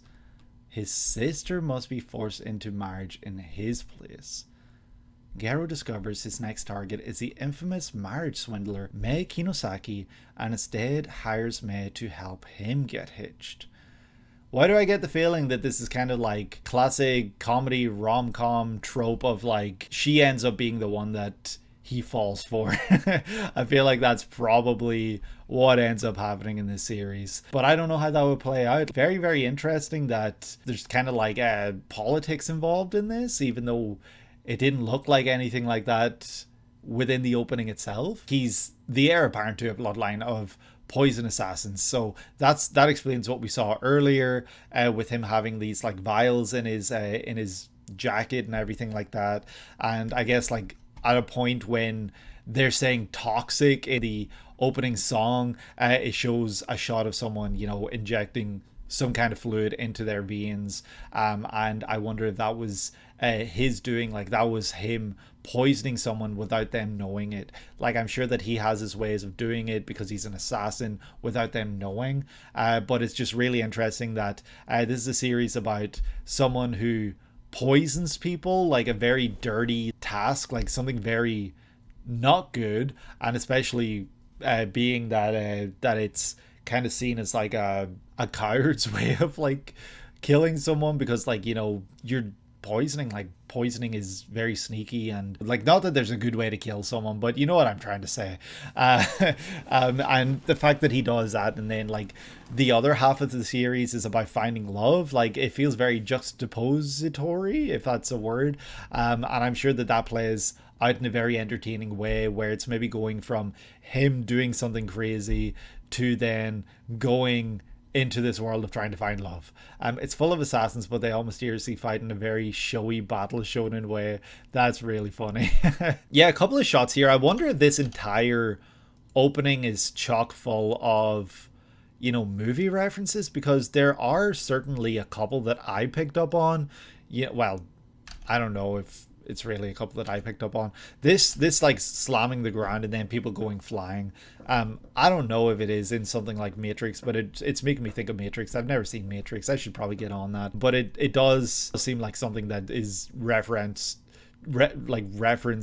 something else. We see a shot of the girl posed in a American Beauty style, and then later on the shot of like, you know, an elevator scene where there are dead people that look like they've maybe had their head stomped in. I don't know if the whole opening has movie references, but it does certainly seem that way, which is really cool, because like some of these movies that it's referencing, they're not necessarily like about assassins and everything, but like I'm sure that the feelings that these scenes convey evoke a similar feeling or emotion within the series itself. Killer Kiss as well, toxic, crazy opening, really fun one. This is also probably a reference to something that I'm not picking up on, because it's just making me think of the scene in ReZero season 3 with Liliana. I think her name was Liliana, right?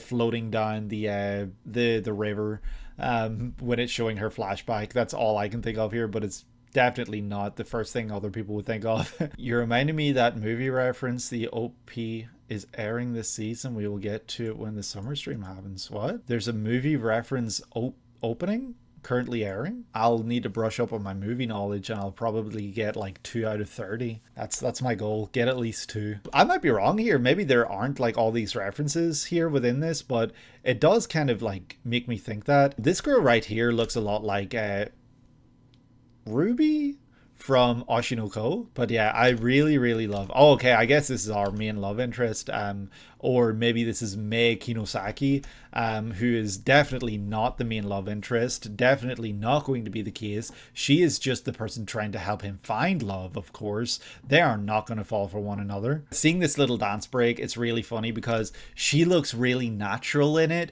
whereas he's, you know, blushing, he looks uncomfortable, he looks embarrassed, and he looks out of place. Like her fingers are straight and his fingers aren't, kind of like, you know, playing into the whole like this is her world and not his. Like he's used to this other world, and you know, he's having to learn to live a different life kind of. So that's why I'm kind of thinking like it's maybe like Spy Family in that sense. Like it's not the exact same, because in Spy Family, you know, you've got a spy and you've got an assassin. Like they're not, I think Peanut's trying to break into the room. It's not like one's a killer and the other isn't. Like in Spy Family, they're both killers. Like I think Lloyd's a killer anyway. I can't remember.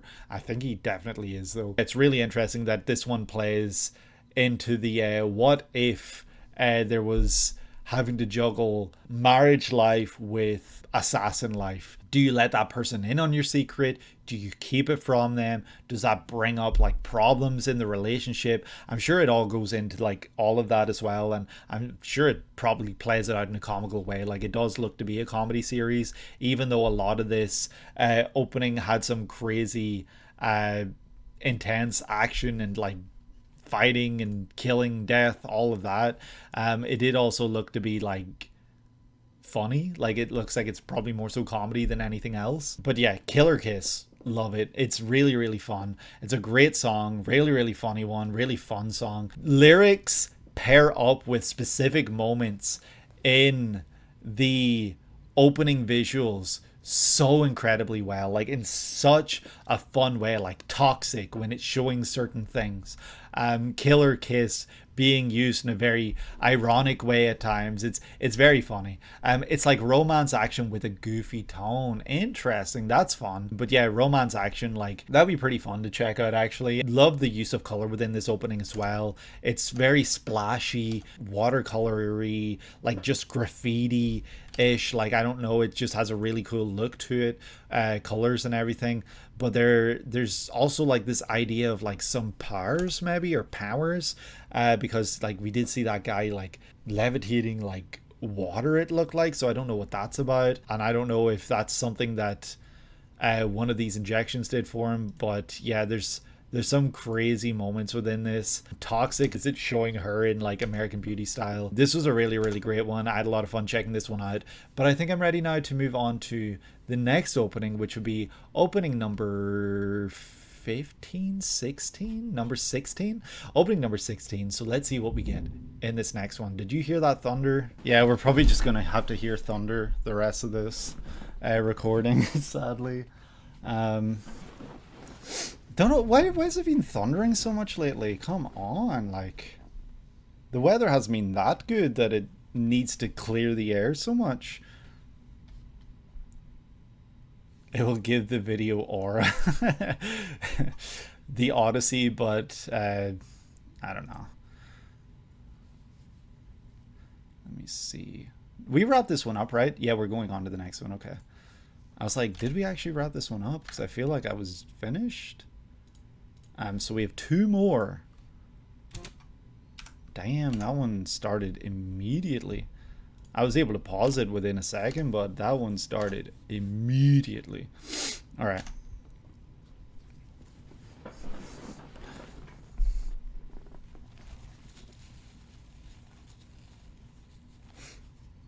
Because like it's annoying sometimes in YouTube, like let me show you, for example. Like, okay, I didn't do it this time, but sometimes when you tap full screen, it just starts playing the video immediately, even though you had to pause when you click full screen. So yeah, all right. I'm gonna refresh chat, I guess.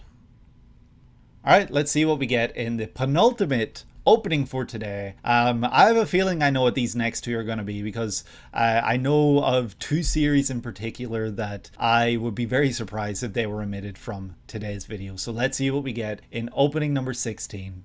Let's go. You know, those two series being One Piece and Hat Atelier. I know those are the two that I knew of that were still airing within this season. So we'll see what we get. Here we go. Oh, it's Hat Atelier. Wow. Oh. Immediately evoking like feelings of like Freerin from the instrumental. I know that voice very well.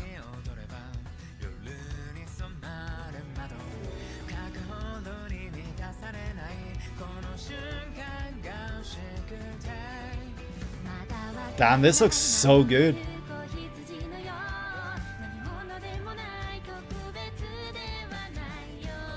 What's Eve doing in an opening these days? Haven't heard that man in forever.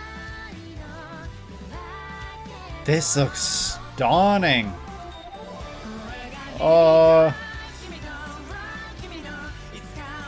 This is so fun.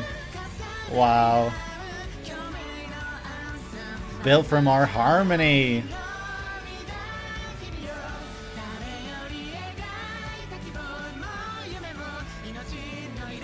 Bug Films. Good to see them back again.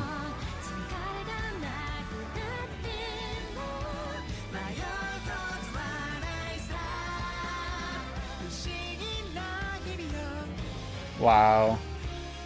This opening was both stunning and like it sounded incredible. Holy, that made me This was the kind of opening that just makes you happy. I don't know. It just evokes so many like positive feelings, and like it's got such a nice energy to it. Like it's so good. And hearing Eve with, I don't know who the female singer was, but they complemented each other's voices so perfectly and beautifully. And even like the lyrics about like harmonizing with each other, like their voices harmonizing, like man, this was so good. This is Witch Hat Atelier, produced by Bug Films, who did ZORN 100, of course, and directed by Ayumu Watanabe, Akane Banashi, scripted by ever-reliable Hiroshi Seko, music by Yuka Kitamura, upcoming anime Bloodborne and Sekiro, Dark Souls 2, 3, Elden Ring.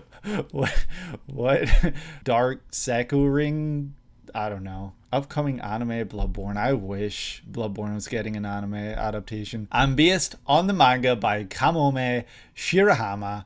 The song is Wind's Anthem by Eve, featuring suis from Yorushika. Really? No way. Of course Eve's back. I mean, Gojo's right there. You know what? You've got a point. You know, he's back for his white-haired, round glasses boy. Something I will say, though, this guy on the right, he looks too young to have, like, a beard like that. Or maybe it's just, like, the darkness of the beard. I don't know, just a peculiar look. But this is absolutely stunning. It's incredible. Everything about the visuals, everything about the feel, everything about the sound, everything here was just, it was just so damn good. There's more thunder for the record.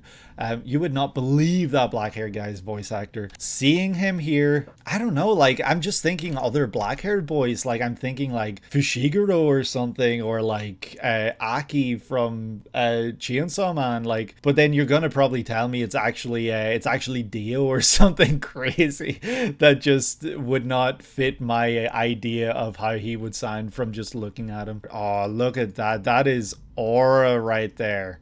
Whoever this character is, they command so much aura. Holy, look at that. Wait, actually his name is Gojo? That other guy's name is actually Gojo? That's really, really funny. Oh, staring. Okay, staring at his other... Yeah, no, you're right. Staring. You did spell staring right. I don't know why I read starring. My relationship with Witch Hat Atelier, I got the first volume a long while ago. I think I even talked about this maybe at the beginning of the video, but I'm going to reiterate it again. I got the first volume a long time ago, and I sat down and started reading it, and I read the first chapter, and I was blown away by the artistry, the already like obvious world building that was being done like in an incredible way.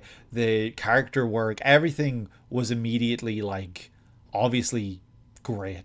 And it just made me get to the point where like I finished that chapter and I was like, okay, this is a series I want to really devote time to. And I kind of like forced myself not to read more from that volume until I was able to get more of Witch Hat Atelier, because I didn't want to read the first volume and then it might take a while before I could buy the second volume or something like that. So I didn't read any more because I'm making it so that I will continue with the series when I am able to, if that makes sense. So yeah, I've read the first volume or chapter. I thought it was incredible. I know about Coco. I know about the book, though I don't really know about the book. It's kind of a mystery, and I don't know how to pronounce the Gojo's name. Like I was reading it as like Kifri, but I don't know if it's like Kifri, Quifri, Quifri. I really don't know how it's pronounced because it's not a name you would see commonly. Coco has always had a fascination with magic, this we know, and has no qualms spying on visiting witch Kifri to discover his methods. She sees that his magic book resembles her own picture book that was given to her at a young age by a mysterious sage. I do remember that.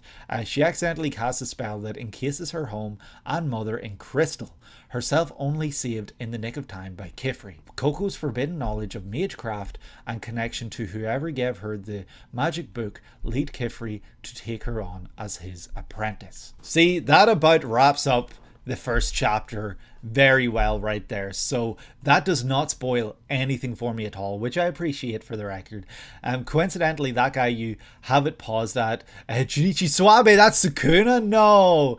Also known for Sukuna. No way. Like, this guy right here, I don't know, he just looks so cool. Like, he is so slick. I don't know. And the way he's just commanding everyone there, I don't know. And then like the way it goes to this kind of like tapestry look with the pencil drawings and to kind of give it a fantastical feel. I love it so much. Nakamura and Suabe keep showing up in roles that oppose each other in recent shows to the point that you feel like you're being psychologically prepared for the match of the century, the showdown of the century, of course. That's really, really funny actually. That's both ironic and really cool. Incredible looking opening here. Everything about the lighting, the way the characters are drawing, the way they just evoke these feelings of joy, wonder, and discovery, everything like that. It's just such a breathtaking opening. Everything about the magic of this world looks magical. Like, it truly does look like this is encapsulating like the ideas of like a magic imagination, like a child's magic, like what they evoke and conjure up in their heads when they think of magic. Like, everything is beautiful. Everything, like, the gods agree everything is beautiful here. It's stunning. It looks like it's really doing the fantasy kind of aesthetic a lot of justice. It really does have like a timed look and everything as well to kind of make it feel dated, to kind of make it feel more authentic, I guess. So it really just does an incredible job with its aesthetic and the way it just feels from, and this is going based off of opening alone. I think I have actually seen a clip or two from the anime, though I cannot remember what I saw, but I remember when I would have seen the clips, I was like, holy shit, this looks incredible, like this looks stunning. And the fact that it's a series that is about magic, I think that makes it all the more special, because having incredible looking sequences when you can be compared to a contemporary like Frieren, for example, which is another magical series that is known for its quality and its appearance. Like, I'm not comparing the two for the record. I really would never want to compare these two series against one another, but it makes me happy to know that this looks like it did receive such special treatment. They did delay this endlessly for quality. I do remember you saying that actually. Bug Films, of course, known for Zom 100, which I have heard kind of fell off in the tail end of the series for quality and, you know, delays, everything like that. So, you know, people were skeptical about how this would turn out, but I hope, from what I've seen, what I've heard, and what I'm seeing today, that this did receive the special treatment it deserved. And I'm sure people really loved and enjoyed it, and I hope that they did, and I hope they see people talk positively about it. And, you know, I hope that this means Bugs Films have positive thoughts when you think of them now, opposed to, you know, kind of like skepticism, which begs the question when that season 2 will be. Well, in that case, like, let them cook. If they cook this hard with season 1, let them cook again with season 2, and I'm sure people will be blown away, happy, and pleased with the outcome. I just hope it doesn't take like 5 years for that to be the case. I have seen this image before. Is this a manga volume cover? This image of like them all flying like this, or are they all kind of in their own volume and it kind of like looks like a tapestry if you put them all together? Because this is a really great look, and because it really does look like both the volume covers, if this is volume cover, but also like the anime style as well. Like, it just has such an incredible look and feel to it. It makes it look and feel like folktale-y mythos. Like, it's from like fairy tales and everything like that. It's very color spread coded. Yeah, you're right. But it is absolutely stunning. And just seeing like all of this, I don't know. Like, is this kind of like a portal? Like, do they walk through portals, and do they look like windows or doorways, something like that? Because we see something similar here then. Actually, no, this is like 2 separate frames. I thought this was them walking through and coming out the other side. But man, isn't this like Isn't this like one of the most beautiful openings you've ever seen? Use of color and everything, like it just looks incredible. Yeah, I don't know, I could gush about this all day. They're doing some Mario 64, absolutely. When are they gonna start doing their LBLJs and all that? Look at a shot like this. Like, this is incredible looking. Like, all the different times of day, the different backgrounds, all in one shot, with the kind of window frames kind of being the way that they approach these portals and stuff, and you get to see apprentices with their teachers.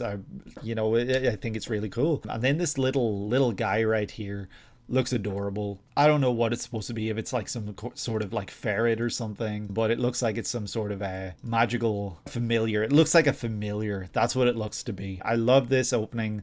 I love the song. The song, I will 100%, 150% be listening to this song again, because it was so stunning. It was beautiful, and the visuals that accompanied such a beautiful song. I couldn't have asked for more. And yeah, I think I'm going to move on to the final opening now.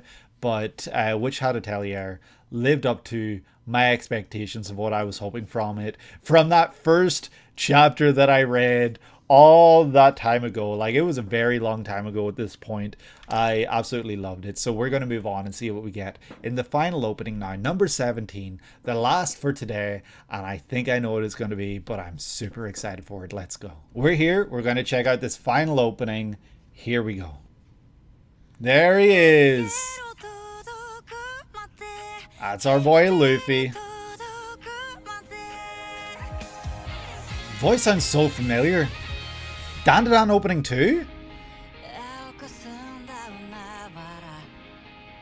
Can't remember the name though. Damn, look at this. It looks so good. I'm seeing so much here. Wow, the way it drew the kids, and then considering what happens in terms of drawings. Okay. One Piece.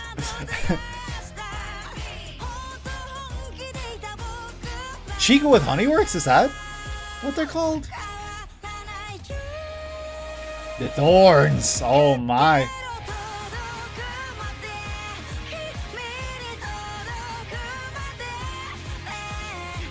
Damn, this actually shows so much in such a clever way. I really, really love and appreciate this. Look at them all. We're finally here. We're finally at Elbaf. Only took a while. Wow, that seamless transition into Gear 5. That was sick. Man.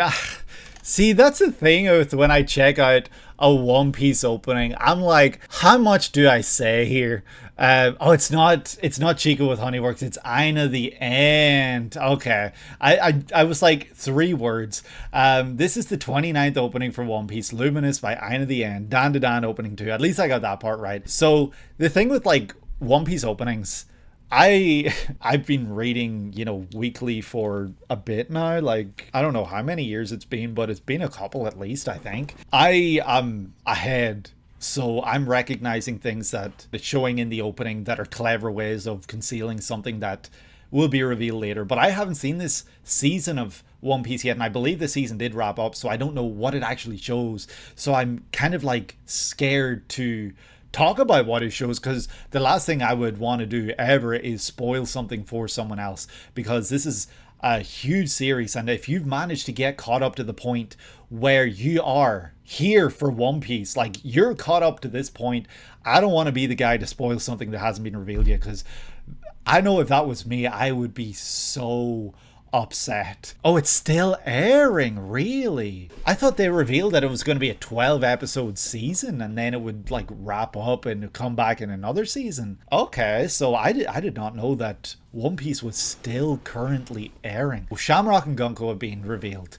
That was a big reveal. It's one that I have had to keep hidden from my wife. She did get caught up right before Elbaf started. We watched like 2 episodes of Elbaf together, and then she was like, I just want to like catch up and watch this when it's finished, this part, like, you know, whenever it wraps up for the season or whatever they announced they were going to do. So we kind of like held off and watching more, and you know, I thought that we were going to be able to start watching some again soon, but you know, turns out it's still airing, so I guess not yet. Elbaf it's still cooking crazy shit. Obviously, I think then it's probably safe to talk about the drawings, right? And the thorns and the arrows, which it shows like arrows right there. I found it and then I lost it. We see thorns right here, drawings right at the end. It's probably safe to talk about all that stuff, right? You actually don't know how long it'll go for. The idea that One Piece would become a 12-episode series fills you with despair. I genuinely thought that's what it was going to be. I thought that because I remember going back and mapping out, okay, where will a 12-episode season of One Piece for Elbaf finish? And I did see that it would finish with the Shamrock reveal. So I was like, okay, that's a great place to finish a season because it's got you like clamoring for more, and I thought that was genuinely where it would end. So I'm glad that it didn't, because this arc is so huge and has so much within it that finishing there would be just crazy. That shot at 57 seconds, damn. Yeah, it full on shows the that's crazy. Imagine catching a glimpse of this, even though it flashes for just maybe a few frames, and seeing red hair. Oh wait, no, it actually full on shows. Oh no, I can never let my wife watch this opening. Actually, she watched it. I think it played in episode 2, and I was like, all right, you can watch the opening if you want. I'm gonna go out to the kitchen and just call me back when it's ready. So she watched the opening, and when I came back to the room, she was like, it was alright, it's not my favorite. So that's been my awareness of this opening. Just, it was alright, it's not my favorite. That's all I've heard about this opening. Oh, someone's just broken in. Let's see if we can. There he is. Oh, Peanut, you coming over, say hi? That's crazy. Like, you would not see this character with red hair and think anything other than Shanks, right?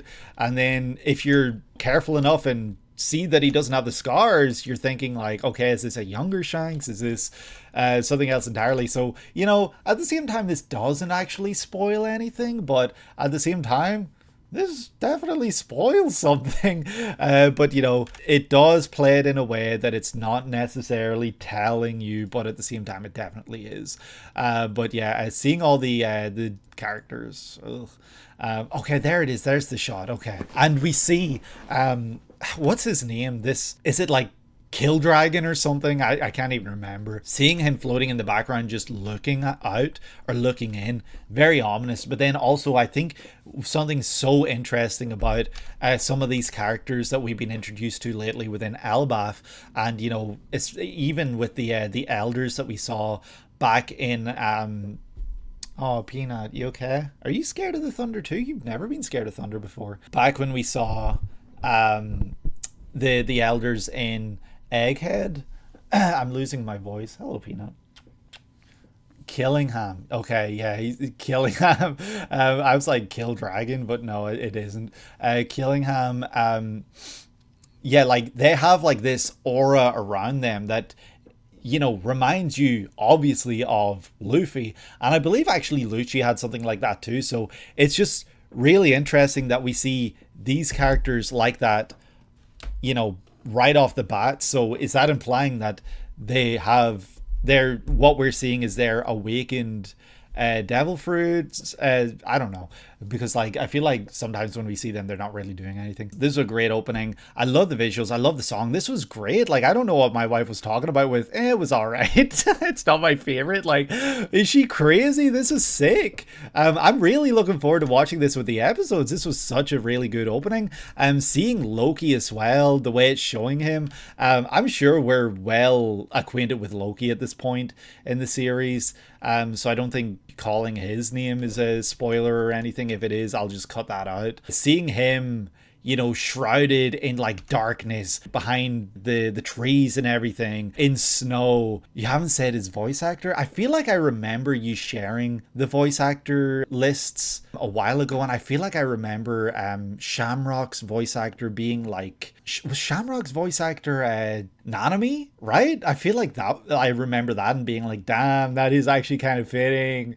Or maybe it's Loki that's Nanami, like I don't know, but I remember he had a role in One Piece coming up. But anyway, thank you for letting me discover that when I eventually watch it. But seeing the way Loki's presented here very much plays into how he is presented in Elbaf, especially in these stages where can we trust him? He's responsible for, a big death is what we've been told. So like, can we trust him? He's obviously been chained up for a reason. Seeing Harudin and Loki presented the way they are here, I think it's really cool. I really, really do appreciate the way it's showing this, and showing Loki, reflected with this shroud of darkness once again.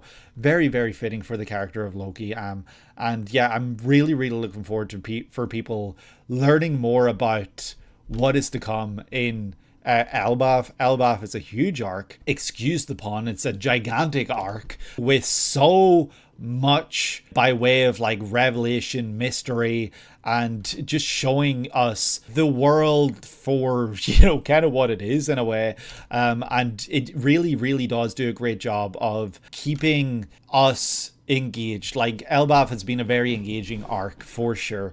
Has the huge double page spread happened yet with Frankie looking at the mural? Has that happened within the anime yet? Because I'm really, really interested in seeing like the way it's shown, and like if it's if it's easy to decipher because there's not all the text.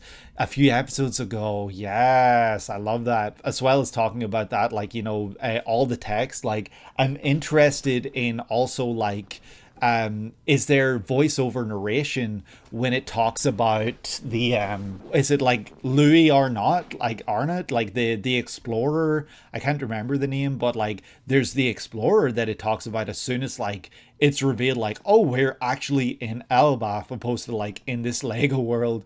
I think it had, I remember it had like text, and then it was signed off like, beware anyone who enters Elbaf, and then signed by him. And I wonder if they have a narration for that, if we're going to learn the voice for that character that will surely be revealed eventually, because there's no way they've been mentioned twice now, all the way back in like, what was it, Little Garden, I think, and then also now. I'm just interested to know if there's a voice actor attached to that narration, or if it's just going to be a general narration. Who knows? Seeing the kids, seeing Luffy, seeing Zoro, Sanji, Frankie, Robin, Brook, and of course God Usopp and Nami, Jinbei and Chopper, like we have to name everyone. Seeing Bonnie as a child, like I really do like that Bonnie's just been a kid ever since Egghead. Like I don't think we've seen her in her like aged form since Egghead, and I really, really do love that a lot. Tapestry almost imagery of Joy Boy, always a pleasure, always a joy, because that's our boy right there. That red eye opening up and then seeing these four villains right here. I wonder what that red eye is. I'm very excited for people to see more of Elbaf, and I'm very excited for this to get the animation treatment that it deserves, because there's so many huge moments within Elbaf that I am just absolutely like, I'm salivating thinking about seeing this in animation form with the music that we've come to love and expect from One Piece. Just like, it's gonna be great. It's gonna be so good. The flashback for that, man, absolutely. It's gonna be so good. That man is going to raise a lot of like eyebrows and like make a lot of people shocked, surprised. It's gonna be crazy. It's going to be so good, and I cannot wait. I say this every time we check out a One Piece opening or ending. I cannot wait for everyone else to experience what is to come here. Even though I'm getting this out very late, learning that it's continuing this season into the next season has me happy and has me excited for you guys to continue to see more from Elbaf, from One Piece. And of course, if we still have this opening attached to what is currently airing, that's great because this was a really great opening. AiNA the End did an incredible job here once again, and this was just phenomenal. What a great opening, and I will be sure to let my wife know that she's crazy for what she said. But yeah, I think that's going to do it for today. I'm going to wrap this one up. So yeah, that was our first opening video in a very long time, our first set of openings, and I couldn't be happier with how this came out. I couldn't be happier with the set that we had, with how incredible these all were, from beginning to end, 1 to 17. All were so good, and it was a huge list for one, but it was a very welcome list. Like, every single opening deserved its place in this playlist, of course, and it's just crazy just how much energy spring had, which is, maybe fitting because spring is, literally when things start to blossom and everything. So like the energy is picking up, and I'm sure that summer will keep that energy high. But yeah, of course, I find it hard to pick out favorites because there were so many incredible ones that stick out in memory. Just to name a dozen or a handful, and this isn't to say that anything I don't name wasn't great, but going back to Dorohedoro, we had the Blossoms When Drunk opening as well. We had, of course, the ReZero opening. We have this One Piece one. We had Hat Atelier, and all the great openings that were also listed here. Like, look down below and you've got a full list of great openings. That's going to do it for me for today. I hope that you guys had a great time with this as much as I did. Let me know which one of these was your favorites down below, and hit the notification bell so that you can be notified when future uploads go live on the channel. I'm currently checking out ReZero episodes. You can check out my reactions to those down below. I'll be sure to include a playlist. Next up for playlist videos will likely be the spring endings, so look forward to that one. Hit the notification bell so that you will be notified when that does go live. And yeah, I hope that you guys are having a great day today and that you're able to take it easy, and I will see you in the next one. Take care.